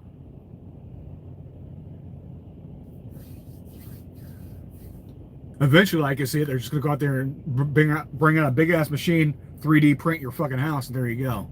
But we're not there yet. But I can see that happening.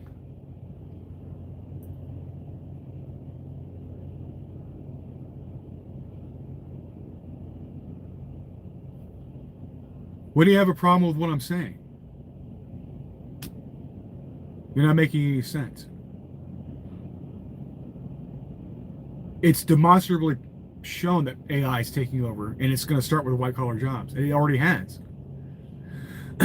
How do you think that Trump was able to get rid of a lot of these federal, was 100,000 federal workers? We haven't skipped a beat. Why is that? AI? Modernizing our computer systems? I mean, a lot of these government institutions are still using fucking Windows XP, for Christ's sake. That's one of the reasons why Doge went in there.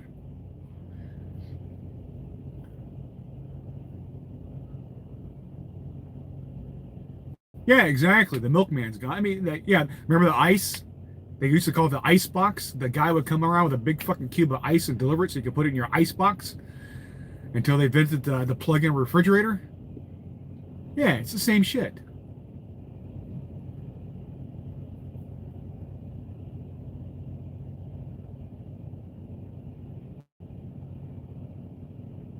I'm not angry about it. I'm not angry. My point before I went on this rant is that AI is going to take a lot of jobs. And we need to preserve what jobs are available and make them available to American citizens. And there are too many illegals and people coming from abroad on the visas vying for American jobs that should be filled by American citizens. So when jobs become more dear and we're going to be forced onto a UBI, then yeah, we need to preserve what we have for the actual citizenry. And there's nothing that our citizens cannot do. We invented the tech field. We can go back in there and do it again. You're just not going to have Americans doing it for what they're paying. And these companies are basically using the H-1Bs as fucking plantation serfs. And because if they step out of line of company policy, they know the threat is very real, that they will be sent back to from whence they came. Whereas an American citizen doesn't have to worry about that. It was like, fuck you. You know, you fire me from Intel, I'll go work for NVIDIA or AMD or Oracle or whoever. Because you have that latitude as an American citizen. Whereas if you're coming in from H-1B, you're being sponsored by that one company. And if you fuck up, you don't get to do that. You get sent back home. So basically they're creating these little fucking plantations of visa workers. And by the way, they're getting underpaid compared to what they're paying Americans. That is ending under Trump. By the way. You're welcome.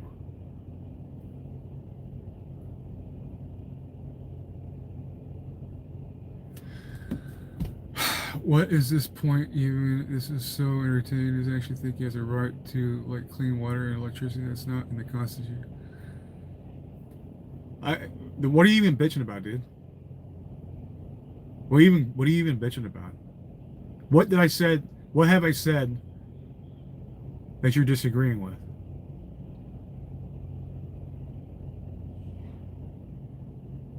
What's the problem? Educate me.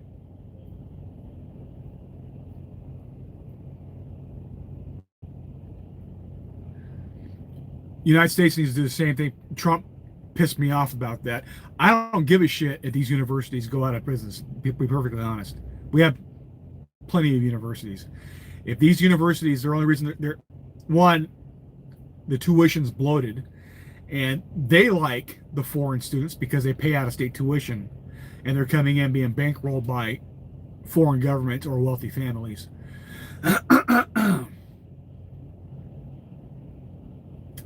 That's why they like them. They're predating on these people, and obviously there's only so many slots available at any one university. A professor can only teach so many students at one time. So every spot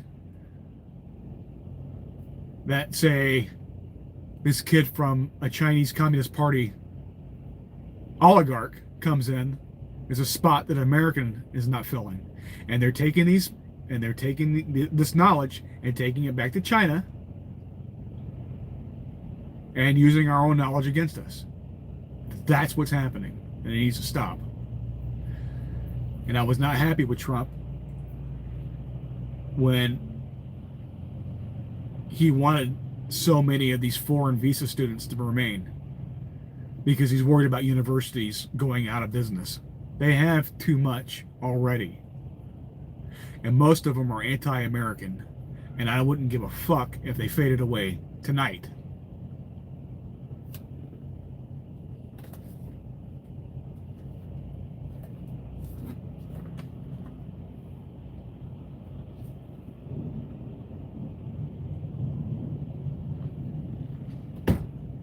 But maybe that's just me. Let's see, what's the point of this darkness when your developed country doesn't have what's the point of this darkness when your developed country doesn't have electricity? Because I don't want to run the truck right now.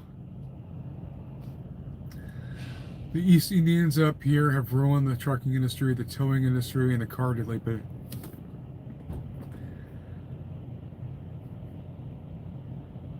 It's not just trucking over here. A lot of these independent franchises for like motels and hotels, it's all from India. They're all Patels and Singhs and all that shit. That's been going on for a long time. But it's whatever. But now you're getting into shit like trucking, because it does have a lower barrier to entry. But you still have to qualify. There are still basic qualifications that you have to have in order to get a CDL. And at least, I don't know about Canada, but here you have to be able to speak. You have to be fluent, sufficiently fluent in English for one. And it's turning out that there's these truck driving mills just handing out these fucking CDLs, and they're not being tested and vetted properly, because it is a safety sensitive job. And you know that. I'm not telling you that you don't know, but I don't know what the qualifications are up in Canada, if they have the same stipulations that we do have in the FMCSA.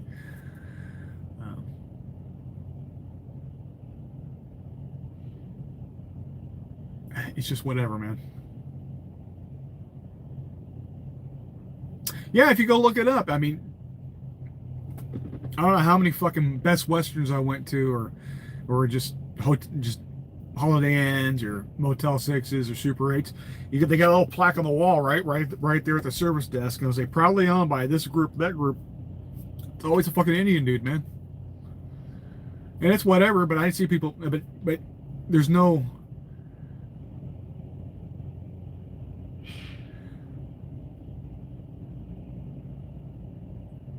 And that doesn't really bother me so much, but what does bother me is that there are a lot of perpetuators as far as hiring illegal labor. They don't want to pay the hotel staff what they should be paid to do their job. They want to do everything under the sly. And that's part of the problem, is because they are from a low trust society and culture, that getting over on people is their everyday way of life. And as a matter of fact, it's frowned upon culturally. If you're not getting over on people, then you're just setting yourself up to be the person being taken advantage of. That's not a way to run a society. And that's not a direction I want to see America go down. Because traditionally we are a high trust society. It's just very different culturally. Now that's some cool lighting. I know you can't see it. So, Bobby? Yeah. Yeah, it's just, and it's not just the Indians. There's a lot of Russians doing the same shit too, right? So it's not get it twisted. Trump isn't just doing, it's all the fucking shady Russian businesses, especially out of Chicagoland. They're getting their shit pushed in. Yeah, all of them are. There was a guy, there was a fucking Russian dude that just got arrested up in Indiana not too long ago. He was responsible for a major wreck, and it turns out that his company's a shitbag company that's fucking Russian owned or Eastern European along the Balkan states. It's just, and they're being investigated. I can't remember. I think I saw it on Freight Waves.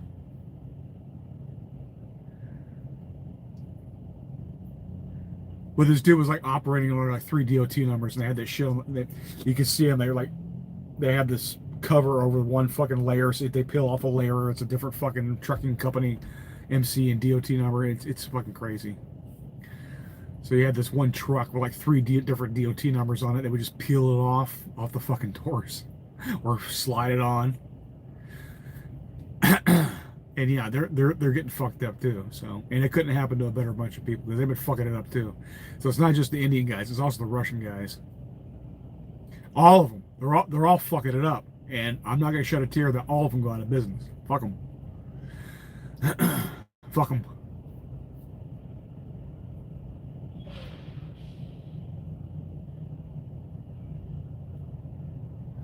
Welcome to AI. Everybody can get away with stuff for a short period of time. I don't know what you mean, Willie.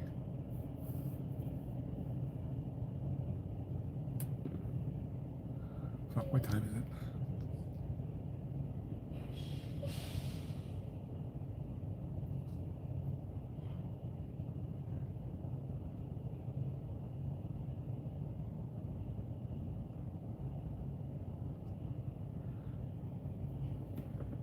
Anyway.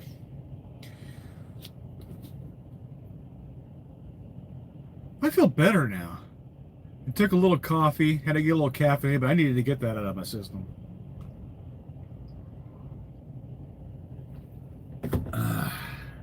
It was definitely a 2-pot of coffee day. These people just piss me off sometimes. They're actively supporting evil. They think they're on the right side of history. They think they're doing good. But in reality, their ideology is shit. I didn't realize I lost my connection. Oh, man. Well, thank you, Willie. I'm feeling great. A little caffeinated right now, but I'm feeling great.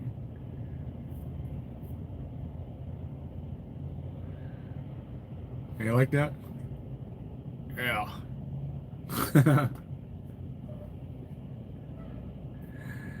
Yeah. I've been trying. I mean, God, if I was able, I'm getting to the gym a lot. You know, I'm able to get to the gym more. But if I was able to get to the gym 3 or 4 times a week, fuck, dude, I'd be a monster right now. But I'm maintaining with once or twice a week. Right now, I'm on a project, so we'll see what happens. But I got my weight. I'll probably work out with it tonight. I got my weight, my resistance band.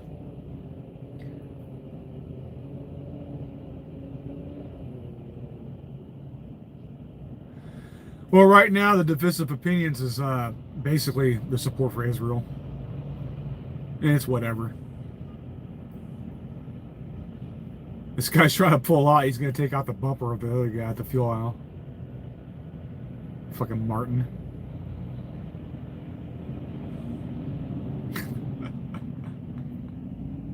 Dumb fucks. Yeah, there's a reason that fucking line's on the parking lot. You're not supposed to cross the line, dipshits.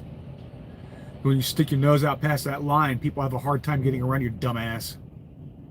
It's not just there for a decoration. These fucking people are a trip.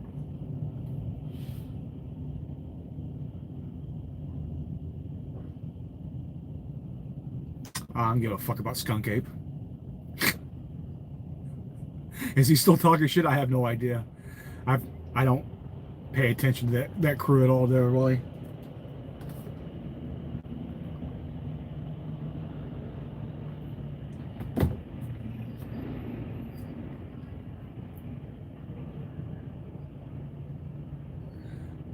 I'm just doing my own thing. I'm talking politics. I'm not even fucking with people. I really just don't have. And like I said, I'm on a project right now. So they just had me shut down early today because we're gonna be moving trailers tomorrow. So I'm getting paid my daily rate. So I just had some time to run my mouth. But I can't do it on the regular because I get busy. You know, work comes first. You know, internet's internet, but it's not like I'm making money off the internet. So I gotta pay attention to shit important. Yeah, it's just it's stupid. Honestly, it had its day in the sun. You know, people took it too far. When you start getting, you know, trying to call jobs or fucking attack a family and all that shit, and Facebook stalking and all the other weird shit going on, calling relatives and all the other bullshit, it's like it's enough. Yeah, it's people that can't talk shit, so they evolve to other tactics, and it's like I don't have time for it.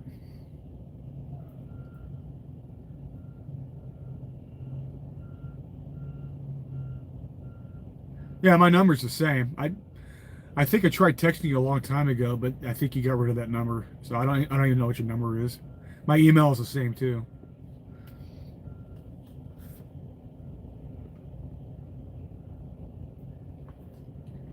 But nah, I just pretty much stay out of the drama bullshit now. Yeah, it was only fun when Jason was around, but he got chased off. You know?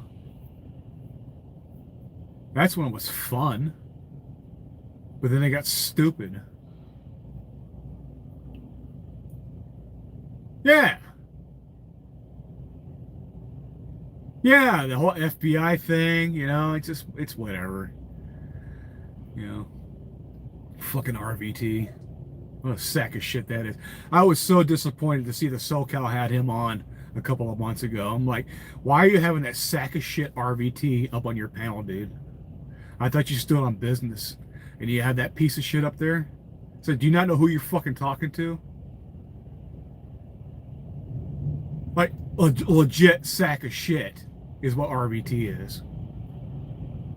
When you have your own fucking kids going out there talking shit about you because you fucked them and you fucked their mother and then you fuck your second wife. And you're talking about standing on... It's like, dude, what are you doing? So disappointing. But, you know, it's his own show. He's going to do what he wants. Whatever. Have on who you want on. But it's just, I ain't going to watch it. I don't have to watch it.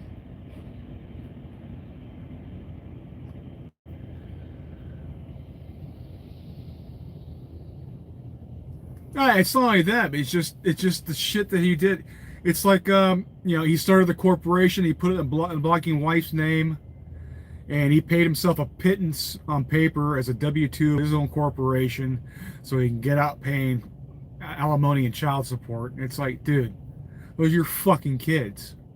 Those are your kids. You're not taking care of your kids. You left your first wife for the second wife. You wife her up, and then instead of doing the right thing, you fuck your own kids. And it's like, now you're in your 60s. You're never going to know your own grandkids. They're going to be taught. Your legacy is to have your own kin being taught that you're a sack of shit and they have nothing to do with you as you're supposedly dying over congenital heart failure. Well, you know, the average is that once somebody gets that diagnosis, you're usually done in about 5 years. Well, the clock is ticking on that. We'll see what happens with that. Or was he full of shit about that the whole fucking time? Only a sack of shit lies about something like that. You know, it's incredible. And yeah, he tried to ruin people's lives, going out there calling the fucking FBI to get people fucking in a sling that way because they can't handle their shit online. They lose a fucking internet fight. So he's trying to get the fucking FBI involved. I was like, what the fuck, dude? I mean, that's fucked up having an actual agents coming and knocking on your door to interview because you got some fucking dumbass running his mouth.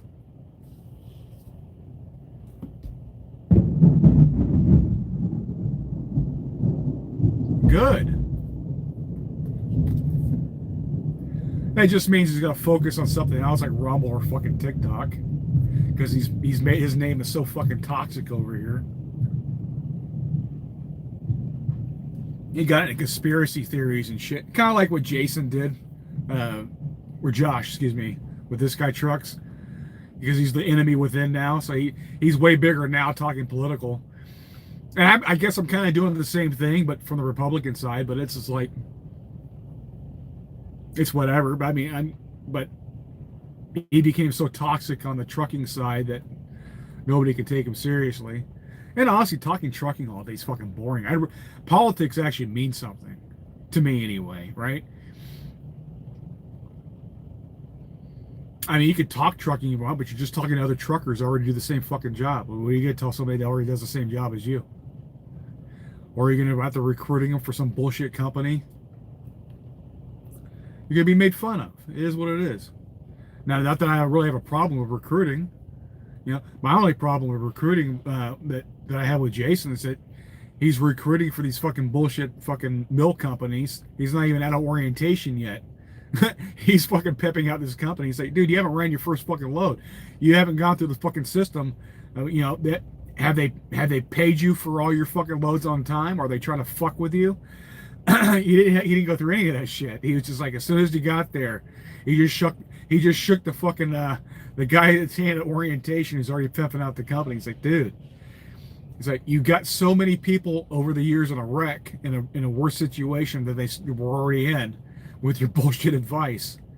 And he wasn't always like that, you know. And that was one of the things about him, is like he actually used to give okay advice, or at least was entertaining. But then, you know, well, you know, I don't have to fucking tell you. I don't have to fucking tell you. But he was giving bad advice. He was getting people to fucking basically career suicide. Horrible advice. He's gonna start, yeah, rompinating. It was rompinating. Yeah, he was the rompinator. He's gonna show you how to fucking use OPM, other people's money, how to fucking flip these houses. Until fucking 2008, financial gorilla came and fucking smashed him over the fucking head. That's how he lost everything, became a truck driver. He's out there with his fucking man bun and his aviator shades, buying up these fucking houses and the projects with other people's fucking money, thinking he's a fucking high roller. When it came down to it, he didn't own shit. He owed the bank a lot of money, but he didn't have shit.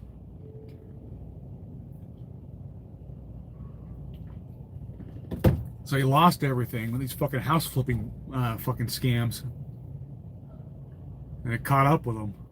It caught up with a lot of people in 08.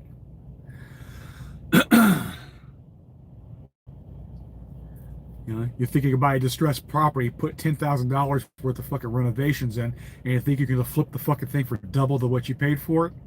Yeah, that shit ended up with a quickness.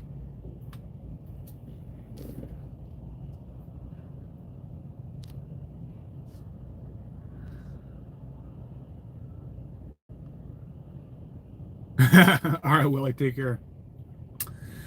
Why, you know, but Todd, is he really recruiting though? I don't know.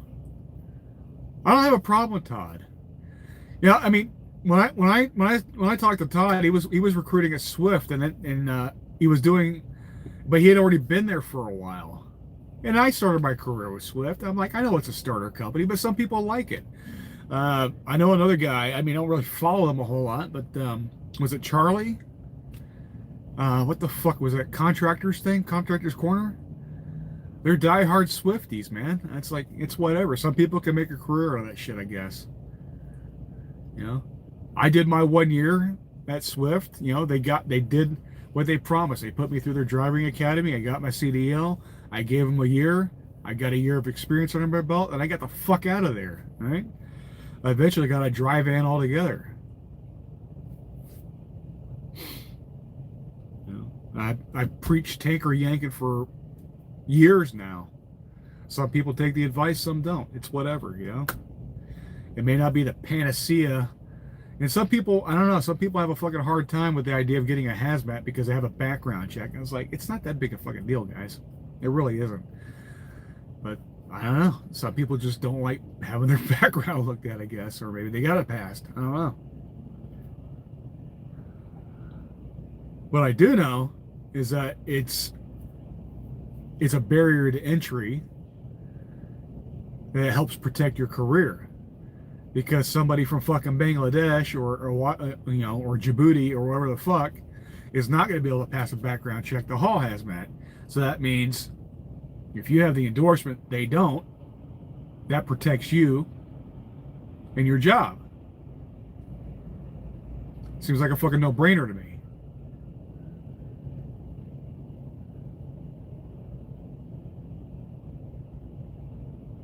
Oh, they're not? Oh, I didn't know that.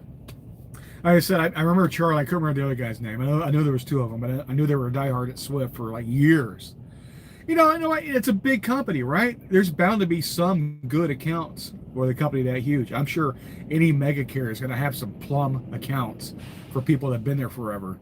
Or maybe you just lucked into it because it's where you live.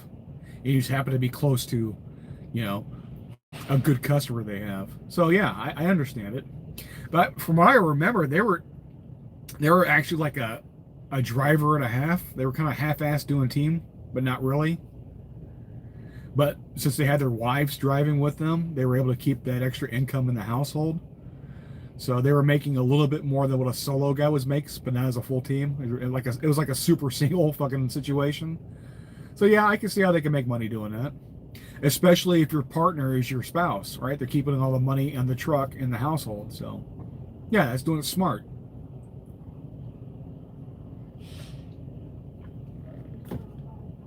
So anybody can make, you know,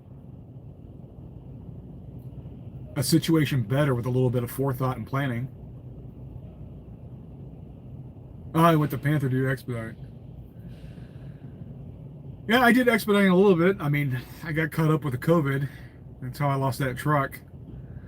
But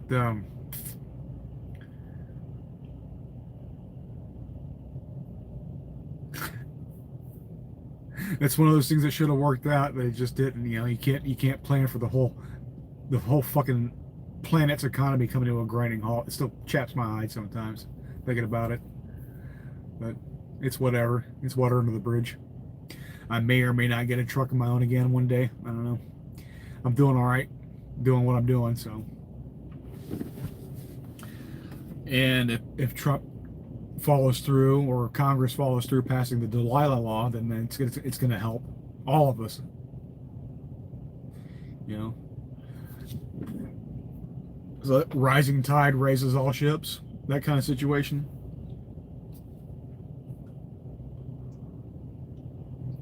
But we'll see. We'll see what happens. But I mean, they seem like good people. I mean, it never had a bad word to say about either one of those guys. So, like I said, they found their niche. They found an account that they liked. It's kind of like who's that fucking dude? The guy with the fucking multicolored beard. What the fuck is his name? So Wildbeard, the two-tone. I mean, if you could find a good situation at Hirschbach, for Christ's sakes, I mean. And there was a guy I used to talk to in NFG. What the fuck was his name? Fuck, I haven't been there for so long, but He was a Hirschbach, and he was somewhat happy with it. Now, before I left, he was talking about leaving, so I don't know if he's still doing it or not, but he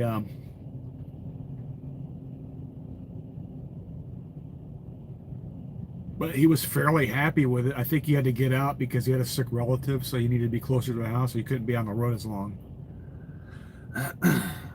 But some people can make that shit work. A lot can't, you know. But there's only so many of those plum positions available.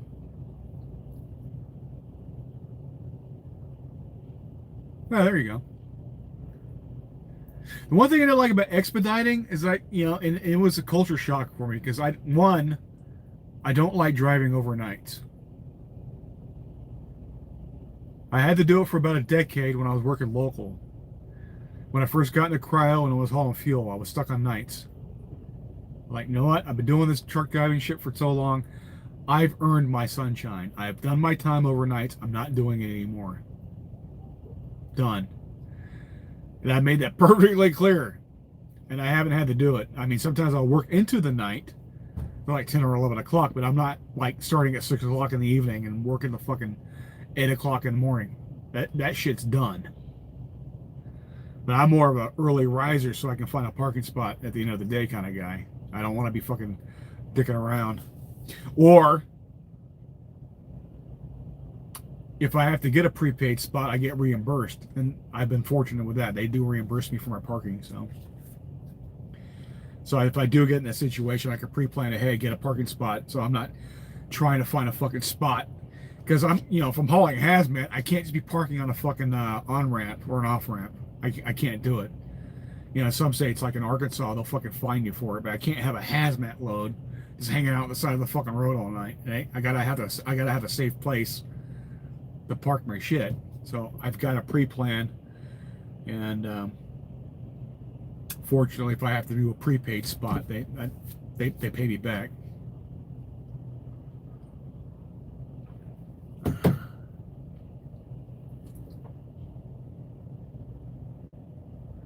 Lots of power, only freight runs between Dallas and Houston. Get your own authority in Texas and run the spot market. You don't need a brand new truck. No, I just look. I did the lease op thing. I did one through Genox. I had a brand new truck. It was a 2016 Freightliner. I actually liked that truck. I had a Bose Air Ride seat. That was a badass seat.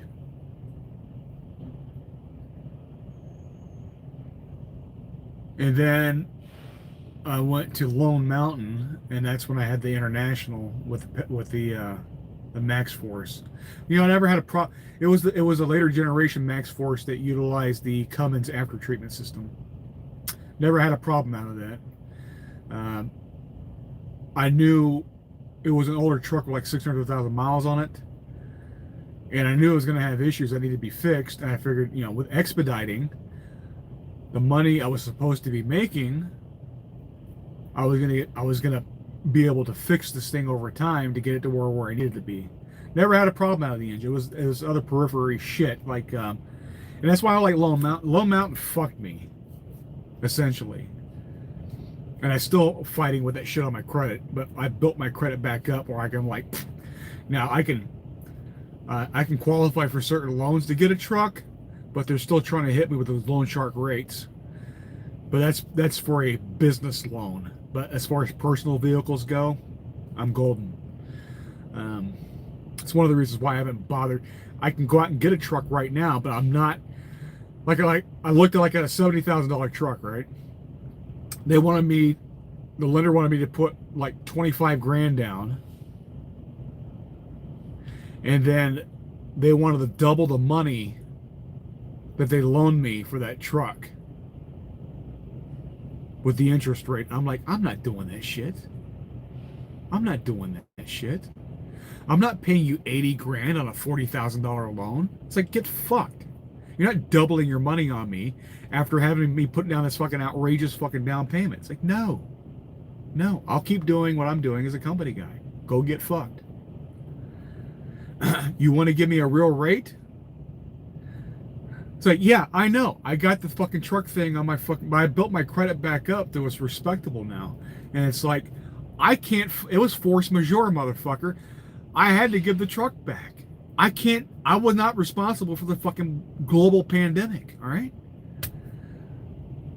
And Lone Mountain refused to work with me. I'm like, well, fuck you. Here's your truck back. There's nothing I can do. It's like, either you work with me or you take your truck back. And they took the truck back. It's like, well, whatever. The freight wasn't there. It was before everything cracked open where they started opening the states back up.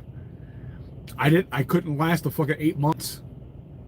You know, because it was already slow before COVID hit because I got stuck behind the fucking GM strike that lasted for like, 7-8 weeks. So I only had one good month of running on the expediting before everything came crashing back down again with fucking COVID. So it's like, fuck it, whatever. The bills at the house didn't stop. So I had to go company.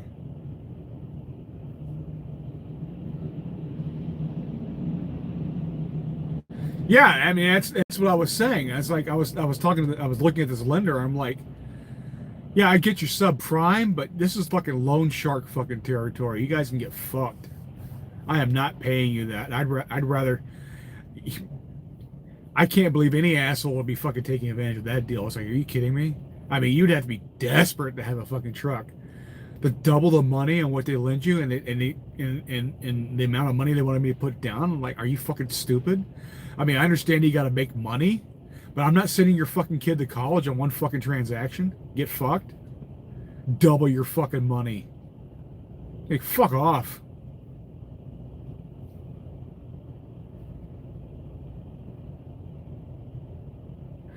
Yeah, and I may have deleted it after a while, but I never had a problem with it. I mean, I did need the DPF to be cleaned, and that was gonna be like $3,000.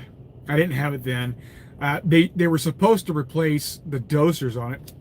The big problem I was having with that truck is that when I idled, it would smoke. So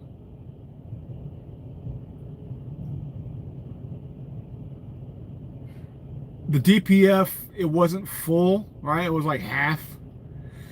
So I tracked it down to, there was 2 doser valves, right? You had the one behind the turbo, and then you had the one that was in line underneath the truck. And that's the one behind the turbo is the one that goes when you're going down the road. The one underneath the truck is the one that's supposed to fucking dose into the DPF when you're idling. And it would smoke bad, like a blue smoke. It was awful. And it's because the ratio of the DEF being introduced wasn't proper, because the fucking thing was getting crystallized with the DEF and it needed to be augered out. But instead of replacing it, because I had, oh yeah, it has 600,000 miles out, but we got this wonderful fucking bumper to bumper warranty that International was giving on these fucking trucks at the time. Like, as one of the selling points. Like, okay, so I'm gonna take advantage of that. So when I take it into this fucking International dealership in Fort Wayne, because that's where I was running out of at the time, they're like, oh no, you don't qualify for a new doser valve, and none of this is covered under warranty. It said it's still in spec. I'm like, fuck you. That thing is not spec because it's fucking smoking like that. It needs a new fucking doser valve.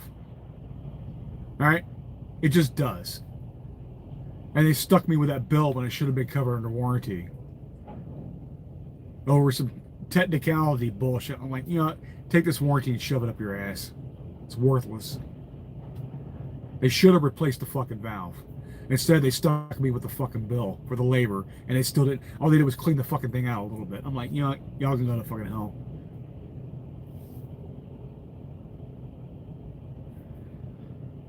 That was just one of the things. It's whatever, man. It's ancient history. But, the point was, I paid more per week for the newer truck. But I was also able to do a full write-off of the payment with the newer truck, it was under the newer Freightliner warranty. And I actually had to do warranty work on it. Like, I needed work done on my fifth wheel. And Freightliner doesn't work on fifth wheels. They only replace them. And so they did. So I was only down the time that it took for the part to come in and for them to put the new fifth wheel on the truck. And that was it. And I was constantly in the shop with the fucking older truck. It was either electrical issues or the doser valve. Then it had a wheel seal. There's also the fucking seal on the engine that was, you know, it's just. Oh, and the thing that really fucked me up at the very beginning that I caught during the fucking test drive was the power steering system. Lone Mountain fucked me on that. It's one of the reasons I gave the truck back, because they were supposed to fix that before I even took possession of the truck. All they did was they changed a nut. The whole fucking system had to be replaced. It was overpressurizing the system. The reservoir was fucking fracturing. The whole fucking thing needed to be replaced. The gearbox, the fucking the pump, the reservoir, the whole fucking thing needed to be replaced. They didn't want to do it. I'm like, well, I mean, you said you were going to do it. You got it right. I got it right here on the paperwork saying you were going to replace the fucking thing. You were going to fix it before I took possession of it, because I found it during the test drive. You said you were going to fucking fix it. You never did. You did a bullshit repair. I had to put my reserve money, you know, that I had in the bank, you know, for other repairs that were supposed to come up. And I'm having to fix this fucking thing right off the bat.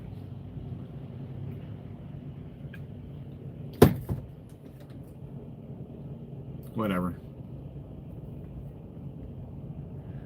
You know. So no, I don't recommend that company, because they didn't do what they were supposed to do. Obviously, the other shit like the wheel seal and all that shit, that came later. The doser valve, that came later. But that power steering system, they should have replaced that shit right there at the dealership. As they said they were going to do, they didn't. They fucked me. And that was $3,000 that I didn't have to spend at the time. I really needed to keep in reserve because the economy was slowing down. Because of the strike, and then, like I said, COVID.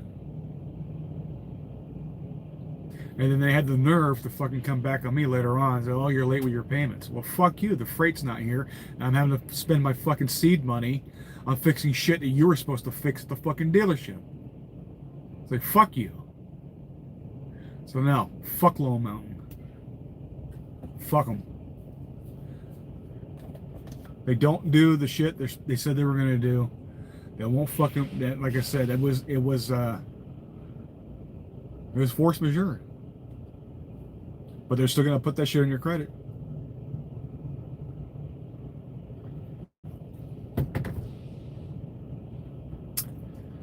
But I fought hard over the years to get my credit back up to where it is now.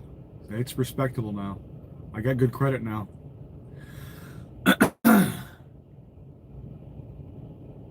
And if you guys are if you guys are in a credit situation, how I fix my shit is I actually did it with the Credit Karma. It's a free app. That's how I did it. And it helped a lot. It helped a lot.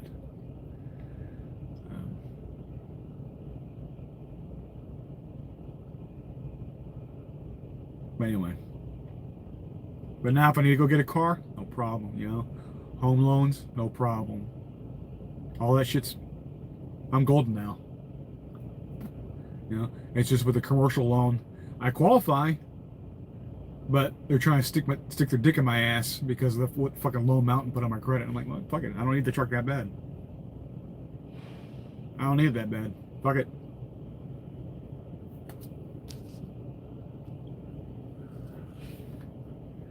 You have to be able to walk away and say no. And it's like, I don't have to deal with loan sharks. I built myself back up. I clawed my way back. I don't have to fucking deal with that shit. And if you guys can't see that fucking COVID was a fucking real thing and it affected a lot of people, that's not their fault. It is what it is. I don't need the fucking truck that bad. But if I really, really wanted to get a truck, I can get one. Or I can go do a lease op thing, but I just,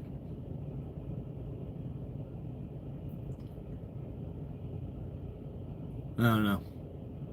We'll see.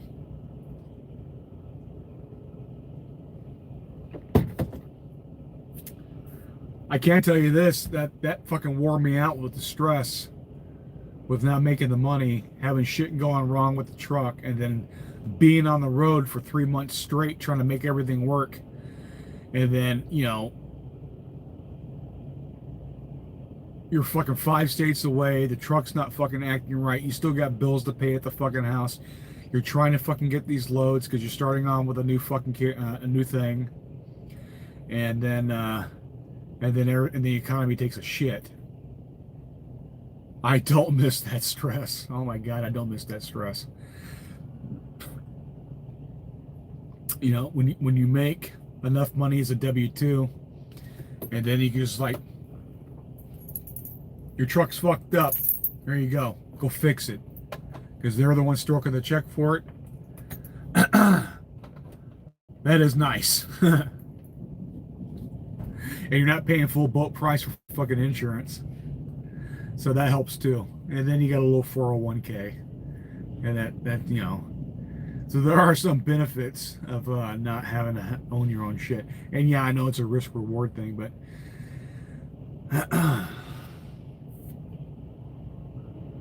the stress I don't miss.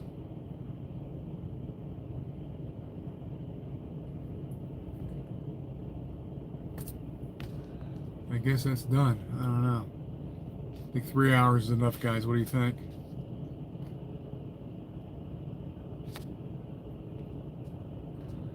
Guess we always can go tune in to whoever's live broadcasting the fucking war. Let's see, he fucking bombs me and drop the fucking Iran.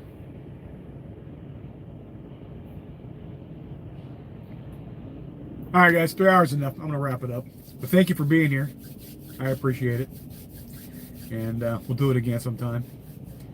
And as always, I appreciate you. You guys take care. TC out.